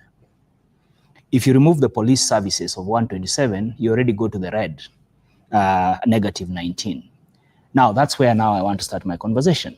And this is where then you bring in the next source of income, which is the charges that government will be levying for every service you get, which basically means, because we are projecting a 17% increment to 550 billion of A&A.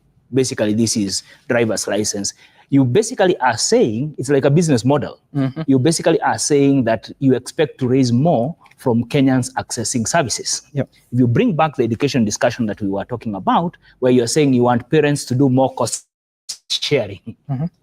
Generally, the point you're trying to make is that Kenyans have to take care of every service they want. Remember, here, I have not even included healthcare. I have not included education infrastructure, because in salaries, the only figure that is there is the salaries for TSC. We've not included all these state-owned, I don't want to call them enterprise, I think they're just entities that basically charge you for different services. I think that acknowledgement that we, and of course, I mean, I hope time will allow, we can talk a bit more about the securitization of different, because that has to, and what the CS was saying today is that we are going to be pursuing more public-private partnerships. Right. In other words, we seem to actually be moving to more privatization of what should be public goods and services. So we'll be paying for service. We are going to be paying for services more and more. Now remember, these are services which the base mechanism of provision is we have paid it already without taxes. It's almost double taxation if you think about it. Right. You know, if you're going to still pay for housing, which you have already been charged, housing levy, which has bought bonds. Again, that's interesting. To earn the government income. To earn government income. I think for me, that's a very worrying trend, because then it means a discussion has to be held if I have to pay taxes and still come and buy. This is not even buying from a private sector. Buy the same service, you know, from government, whether directly or indirectly, you know, that becomes a concerning.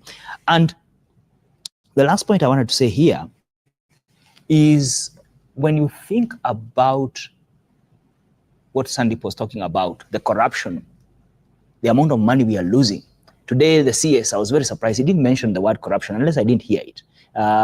He talked about sealing loopholes, tightening things in the pension mechanism, you know, in the wages and what have you. These are the things that, unless you deal with corruption, unless we deal with abuse of office, unless you deal, he mentioned politicization, but that was with relation to the case of KRA, you know, where they come and plant, you know, unpaid bill on you. Corruption, if you think about it, even in how you expand government to try and create opportunities for everybody, then what it means is that at the end of the day, if you're not careful, then you are not necessarily improving public services. Right. You are increasing inequality, because remember the 40% figure that I told you, the 4 out of every 10 Kenyans, they depend solely on public services. They have no other alternative, because they cannot afford, you know, so they depend on a public school, they depend on a public facility. Therefore, the end is that you actually increase inequality, and that just gets you into a spiral. I've actually checked the statement of the Cabinet Secretary. He mentioned corruption 3 times, but in this context, improving governance and sustaining the fight against corruption is a subheader. Then it says, to enhance good governance, intensify the fight against corruption, and entrench integrity and accountability in public service delivery. I have proposed 4.5 billion shillings for the Ethics and Anti-Corruption Commission. That's why he mentioned corruption. Yes. So we're taking a short break here. Stay with us, because we will come back. We'll be talking about the money spending habits of the government. Recently, we've been seeing the empowerment programs where at least 10 million shillings is spent by different leaders, including, or rather led by the deputy president. Where does that money come from, and what does it say at a time that Kenyans will have to dig deeper to finance not just the taxes, but the services? Stay tuned.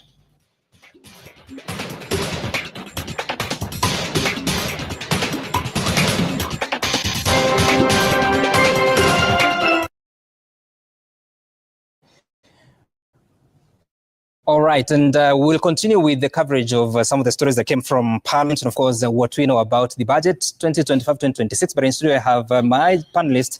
We have Sandeep Men from KPMG. Good evening. Hi, Sam.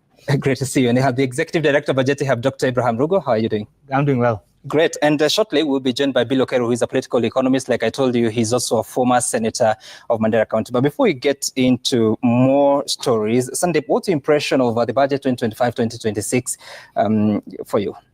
Yeah, thanks, Sam. So I think for me, this is a very lean budget. I've been doing this for almost 2 decades. And usually the finance bill historically has tried to at least raise about 300 billion, whereas this one has done about 34B or thereabouts. So for me, it's a very lean budget, but obviously the revenue measures are very lean through the finance bill, but the budget itself is quite ambitious, 4.3 trillion. I mean, this afternoon I heard DCS talk about the budget being based on zero-based budgeting. I have a lot of questions around that. Okay. I'm just wondering how a zero-based budgeting can give us 4.3 trillion, as an overall budget. Right. But yeah, that's my immediate reaction. Okay, we'll get to more about that because the Cabinet Secretary, like you say, has been very consistent on saying that zero-based budgeting has happened. And this was a promise by the President sometime last year. Dr. Rugo, for you, the impression about this financial year's budget? I think there's a lot of effort to try and give hope. I think what I kept hearing and, the CSA is trying to give hope. However, a lot of things remain almost the same because, for instance, what was supposed to be a lower budget actually has ended up being a higher budget. What was supposed to be a lower deficit, the difference between revenue and expenditure, has ended up being, as late as today is when the figure actually has gone up by almost another 50 billion. And therefore, and then listening to the speech, our budget is broken into too many small pieces. At one point, even the members of parliament got tired, and he had not even started breaking the lines. And my worry is that those small pieces are the ones becoming the compounding challenge. Right. Of so many new state departments that have been introduced, but so many programs under economic empowerment, under any sector, climate change, climate adaptation and the like. So my impression is that a lot seems to have changed, and I also have a lot of questions around the zero-based budget. My sense is that actually there was no discussion around zero-based budget. It is now being initiated. Maybe you can help us, just before we take the next story. Yeah. What is zero-based budget? So zero-based budget is basically that, take an example, Sandeep and I are 2 departments. Every year we come, and you're the National Treasury. We come and we explain the rationale for all the programs we want to do afresh.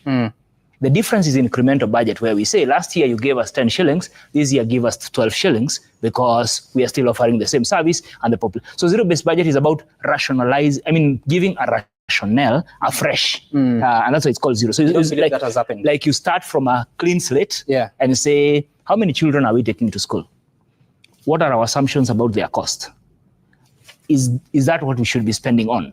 I don't get an impression a lot of that has happened because of even the amount of time that has been there. What I know is that there was an effort to do a training, and the CS actually did speak about, getting people to, basically the heads of those institutions to start understanding what this whole zero-based budget. But I have not gotten a sense that there has been that, because it's a long conversation. It is. Because it starts from the planning, because then it means you have to go back to your plans and say, what exactly are we trying to achieve, and therefore what do we need? Okay, all right, so we'll get to more details about that, and of course just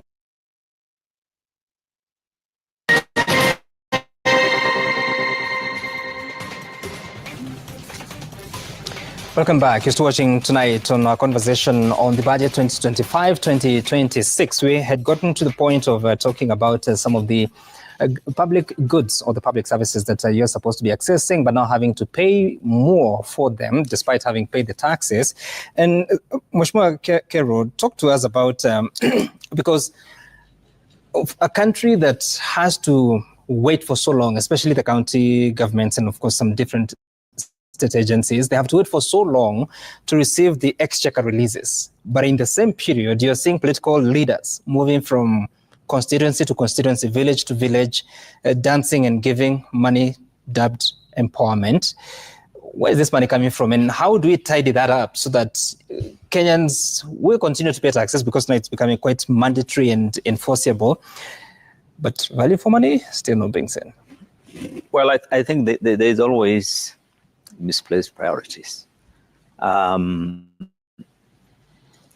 The top priority of any government is the politics. Will they keep power? Will they get back to power? That's the priority.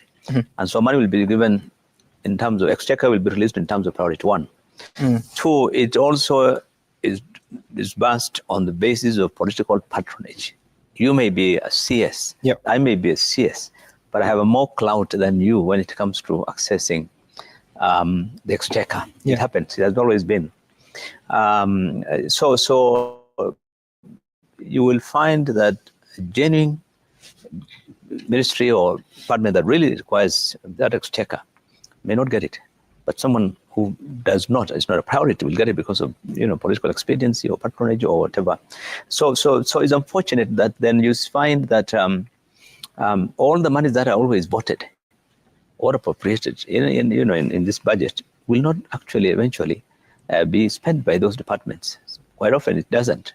And this happens particularly in development. You'll find that they'll allocate 20, 30 billion this year, but what actually gets disbursed and the amount of money that will be absorbed ultimately will be probably half of that. It has always been. So I think it all boils down to the issue of governance, the issue of accountability. That look, never mind what the law says, I will not give you the exchequer. So the county governments will make noise and they threaten and threaten and threaten, and eventually they get it released. But that's because county governors are politicians. So ultimately they will be delays, but they'll get their money. But a ministry will not. A department or state corporation will not get the money even if they made all that. They can't make noise. They're not political. They're not politicians. So this unfortunately is a very common thing, and it is very bad. It gives an impression that a CS goes around, in these hard times, and how much he earns or she earns, and you give 1 million, 2 million, 5 million, and it. I mean, we look. Some of us are in business, and we know most of these people are not running in a kiosk. They aren't running any business which can generate that level of income, and you can see it that they're giving out huge amounts of money, and so this is why there are certain government institutions in security, and I mentioned this earlier, why the 465 billion is one of the areas where governments, all these monies are coming from. Because there is less accountability. There is, the transparency in that area is limited. So there's nothing Parliament can do, because Parliament can do a lot of things, but who are parliamentarians? They are members of the political party. Parliament today and Parliament in the 19th century, a lot of things have changed globally, because those were the days when members of the backbench would have significant. But after all these political party disciplines has come up, so you can't do much. You try to make noise and you lose some of the privileges you have in Parliament. Even if you are a high-ranking member of Parliament, you'll be done. Right. So members of Parliament tend to, to move along. Draw a fine line, And Dr. Ugo, so the deficit, like you said, goes up to 923.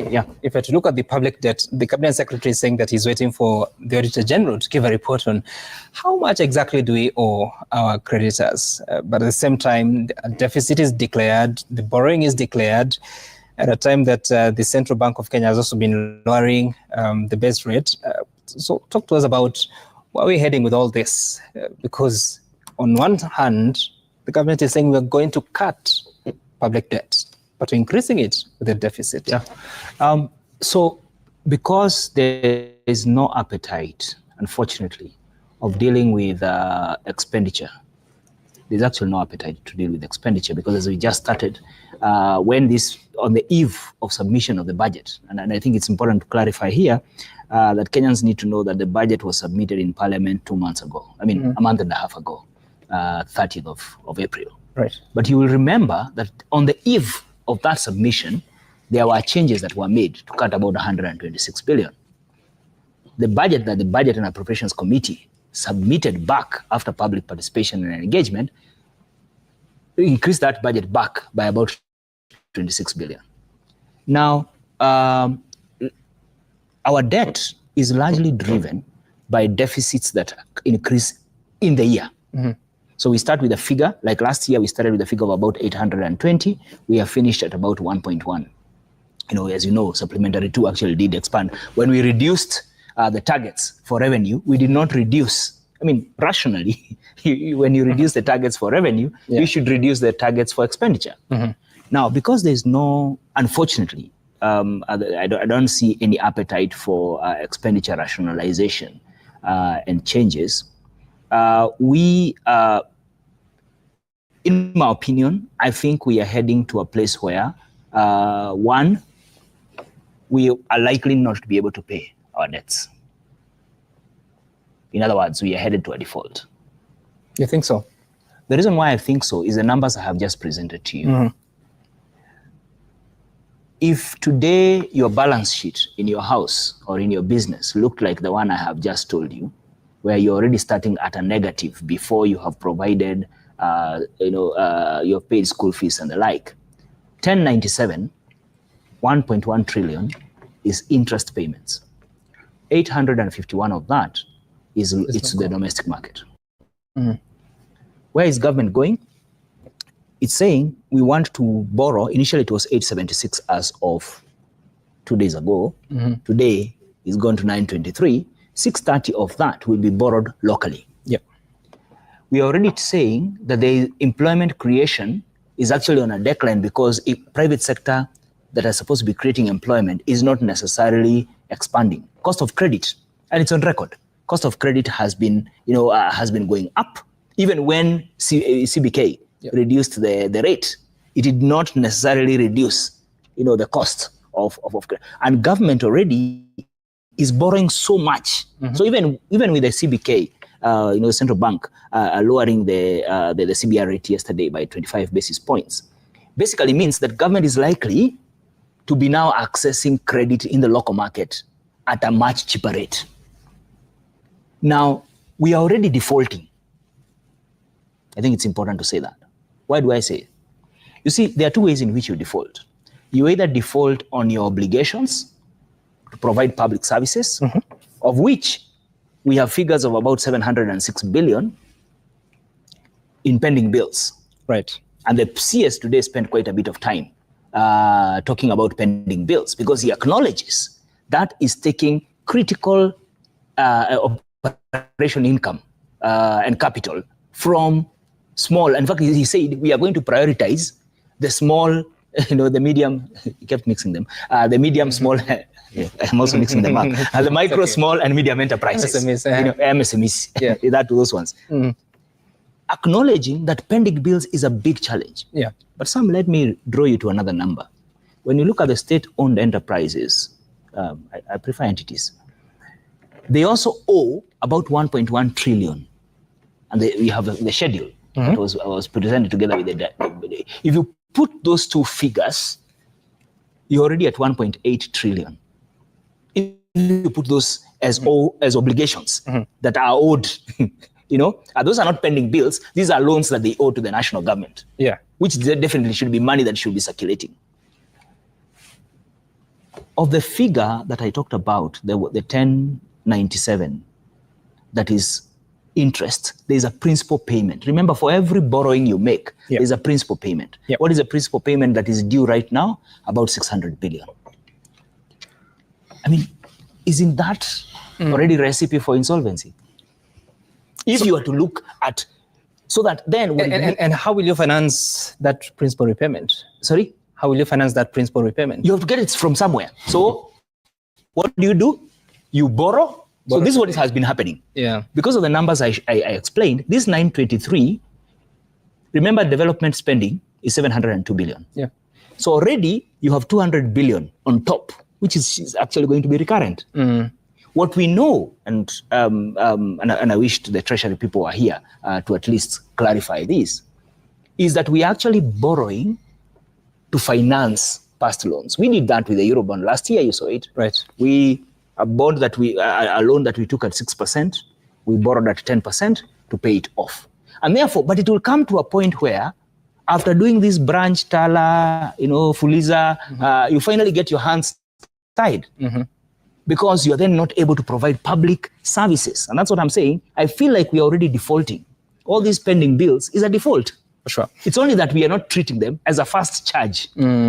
Because we still want to look like a function. It's interesting, actually, last week, allow me just to say this as the last thing. Last 2 weeks ago, the World Bank launched the Public Finance Review report. And during that launch, the representative spend some time talking about why default is a road we must not entertain. But they give scenarios, and I don't have time for that. The same week, the president said we are not going to default, which then tells you that there is already a concern that our fiscal space has shrunk, is getting tighter and tighter. Something will have to give at some point. Right. Either we don't provide more services, or we then decide, how do we restructure? Okay, let me use a softer word. How do we restructure our obligations? And people do restructure their obligations. Either you take cheaper loan and offset the expensive loan, or you increase the term, or that, or swap as they were. But the critical part is, this time you are going to buy, when you're doing all this restructuring, what do you do with it? Okay. A long answer, but I think it's important to expound. Sure. And Honorable Kero, so then, because the government, and I've had this for a very long time, the economy remains resilient, has been resilient. I've had that since, I think, the Cabinet Secretary for Treasury, at that time, Henry Rotich, back in 2013, thereabout. Even today, I had it. Then fiscal consolidation, cutting expenditure as well as raising revenue, or both. What must we do? Because yes, saying that we're not going to introduce new taxes, but in the other finance bill, there are a few things that we are seeing. How do we salvage the situation while also reflecting on what Dr. Rugo is talking about with the public debt? Well, we've answered it. I don't know how many times you want us to answer. We said the government must rationalize its expenditure. That we must cut down the size of government. Look, it never, I don't know, but there seems to be an impression in this country that government must be seen to be doing everything. Look, when they came up with the housing thing, we were here, we discussed, and we said, look, nobody's saying we don't need houses, but that can be done by the private sector. Incentivize them, let them do it. Must the government do everything? They don't have to do everything. But if you say that, look, we are the experts, you must give us all the money and we'll tell you what needs to be done. Every day you're expanding government. We are doing everything. It can't work. And so what will happen is, you're killing enterprise. Let me tell you, today businesses are suffering.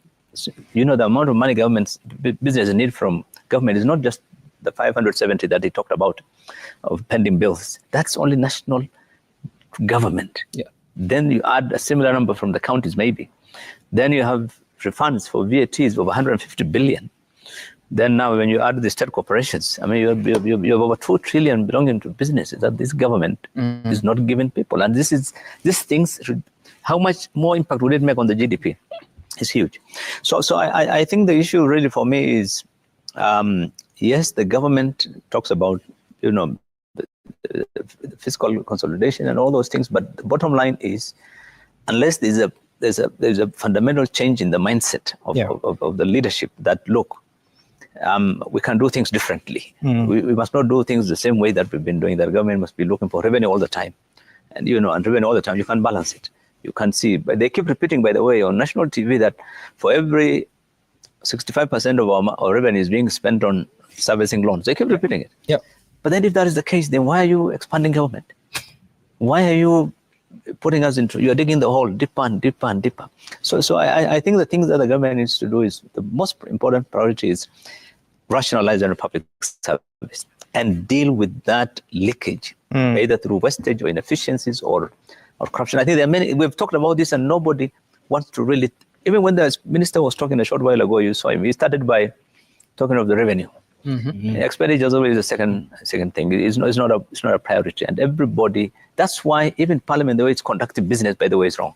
When the budget committee asks every government institution to come before it and defend its proposal. Yeah. I think this is a bad precedent. Frankly, I mean, it started in the last 3-4 years, but it's not a good precedent because you are giving these guys an opportunity to come and say, you know, my ministry is very important. My docket is critical. I need 50 billion. I need 500 billion. I need, you know, and then you lobby.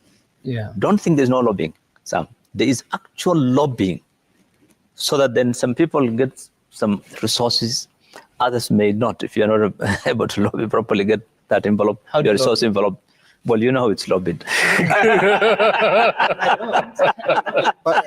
not a parliamentarian. Oh, you know, there was a story that was run on the headline, on one of the main dailies. When this was in 2000 and I think 2020 or 2018 or something around. It was that actually the budget committee was compromised by Treasury in terms of the way some resources are being given, and the compromise was in form of the CDF. You know, you'll get more money in your constituency if you guys can endorse this.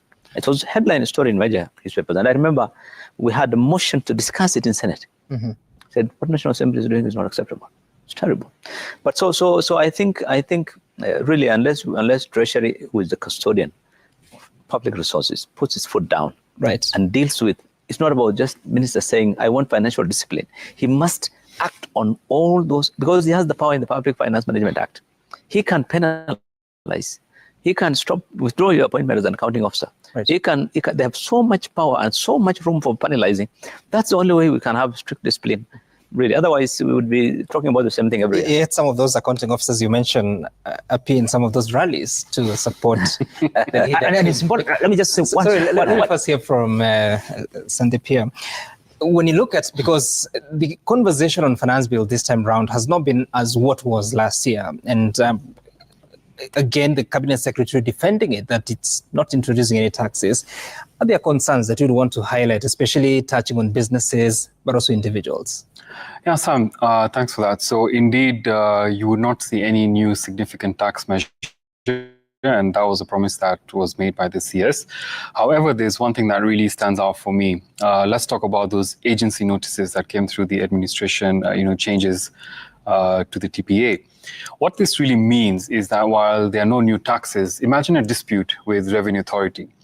And you then say, no, we can't agree. Maybe the amount in question is, I don't know, B. As you go now to the next step, which is really the Tax Appeals Tribunal, the Revenue Authority, if this goes through as is, can actually issue agency notices to your financial institutions, your banks, and demand to collect that amount, even though the amount is under dispute. This actually means, it's my constitutional right to actually defend myself. Right. So this goes against the Constitution of Kenya by that provision being there to begin with. So for me, that's a big outlier.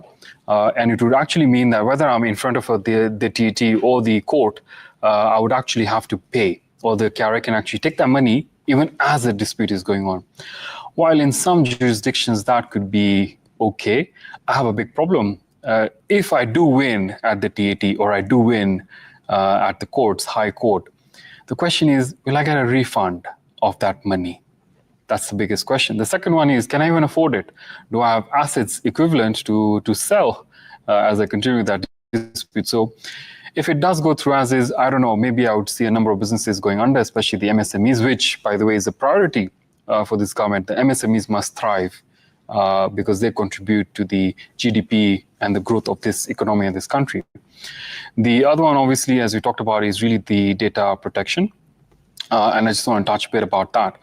So when KRA actually come and do an audit of your books, they do have access to all financial information. They ask for bank statements. They can go all the way up to directors, ask for their bank statements. So I'm just trying to think, what additional information would you want from a personal level? Would you need access to the directors' M-Pesa accounts? Are you asking for their spouses' M-Pesa accounts? Are you asking for the spouse's business? So I think that's a bit, excessive. Where is the fine line? Where should we draw the line? And then we do have Data Protection Act. We have the Constitution of Kenya. This is an infringement, in my personal view, and should not be passed as is. The Revenue Authority is already using a lot of data, rightfully so. Today, if you log into even your personal iTax platform, you'll be able to see your sales, your purchase is real time, which is fantastic. So that data itself should be enough for us to drive compliance. And the CS actually did emphasize on use of technology. And technology must be used to drive up and shore up revenues. But personal data and trade secrets is a no-go zone and cannot and should not be passed. The Cabinet Secretary has been saying that those are just businesses that want to hide in some of the transactions that they make. I don't know how then you protect against that. Sam, I must say that we are in a high level of automation. Today, if you're to do business with me or to do business with anyone, you must issue an ETIMS invoice, electronic tax invoice. And that invoice then bears my PIN, which is, by the way, in my opinion, the biggest single piece of information that Revenue Authority need is my PIN. Yeah. So once it bears my PIN, I would be able to claim that expense from your business, legitimate expense. If I do not have an ETIMS invoice, and yes, Revenue Authority possibly have not yet figured out on how they're going to go through thousands of transactions for manufacturers in a single day to then suss out which was ETIMS supported and which is not. However, I guess with now this whole dashboard that I talked about, they might be able to do a bit of quick analysis. But with the level of automation, Sam, I'm pretty sure that level of compliance would already be there. So accessing personal data and trade secrets, by the way, in Nigeria, for example, it's a no-go zone. If I have a trade secret in terms of, and trade secrets is a strong word to use, but let me say if there's a way of formulating a particular product, I don't know, whatever the product could be, and I've combined various chemicals, various raw materials to make my product competitive, to make it quality, and then that is leaked for some reason or the other, and maybe someone starts a similar business using my formula, I would have a problem. Would I be run out of business? Therein lies that issue. You see the risk of abuse? Yes, absolutely. Okay. Actually, it's an understatement. The only reason why that thing should not be allowed is the level of risk of abuse in this country. And we have seen it. We have seen in this administration in the past where people, have been particularly politicians, but even businessmen. So the risk of abuse of that data is so high. Even the other one you mentioned, agency notice.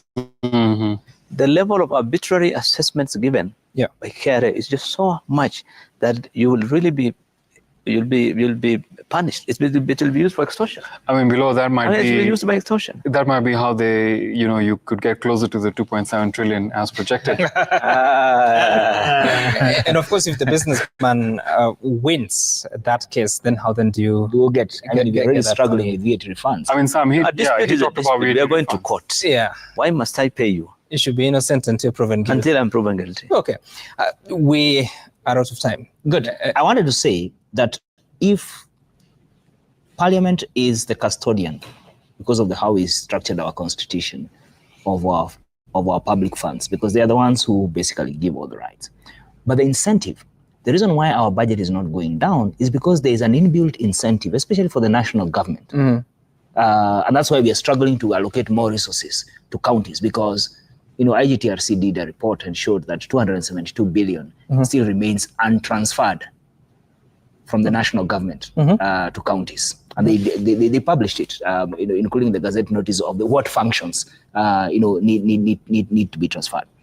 But did you know that CDF, the national government CDF, having been declared unconstitutional, is a percentage of the national government fund. So in other words, I mean, if my income is a percentage of Belo's allocation, I have no interest in having Belo's allocation go down. For sure. So, and that's one of the things that has really hindered, in my opinion, the oversight role and even as we allocate more resources, for different functions in education, you see a lot of allocations in healthcare, unless you restore that ability of oversight, the sanctity of the house, to provide oversight, so that without any encumbrance, I think it will be a very difficult road ahead. Interesting. Just important to note that I think CDF has been allocated 58.8 billion shillings for the next financial year. National Government Affirmative Action Fund, which is under the Women Representatives, 4 billion shillings. One would wonder what happens to what the courts have decided that fund should expand expire by 30th of June 2026. But now, in the year of expiry, there's such an allocation being made. And of course, the members of parliament are busy trying to make sure that the CDF joins the constitution. Let's take a look at the feedback that has come to us at Citizen TV Kenya. At Sam Gituku, the hashtag to use is Citizen Tonight. We start with who? This is Orut Wasam. You say that however good budget read by Mbadi sounds, it makes no sense if we keep on hearing the same every year without transforming the lives of Kenyan citizens, but people even experiencing downward economic decline. Crispina Adams, you're saying that 700 billion shillings is more than enough to provide absolutely free quality education from primary to secondary school. Unfortunately, more than half of this will be lost. At Sijogo House, we must stop budgeted for corruption. Again, you said that with prudent management of public resources, it is possible to cut down taxes to spur economic growth without so much borrowing. That 104 billion shillings to be spent on a simple SHA software is perfect example of missed priority and corruption. That's your feedback. And of course, the conversation continues in regards to the budget 2025-2026 and the finance bill of 2025. Remember, the work is not yet done. In the coming days, Parliament will be debating the budget itself, also coming up with an appropriations bill, eventually an act. At the same time, they'll be talking about the finance bill. Soon, the Parliamentary Committee on Finance and Economic Planning will be presenting its report for the sake of the other processes of enacting it. This has been tonight. Thank you so much, Sandip, Dr. Rugo, and Honorable Kero for making time for us on this conversation. See you again soon. My name is Sam Gituku. Good night.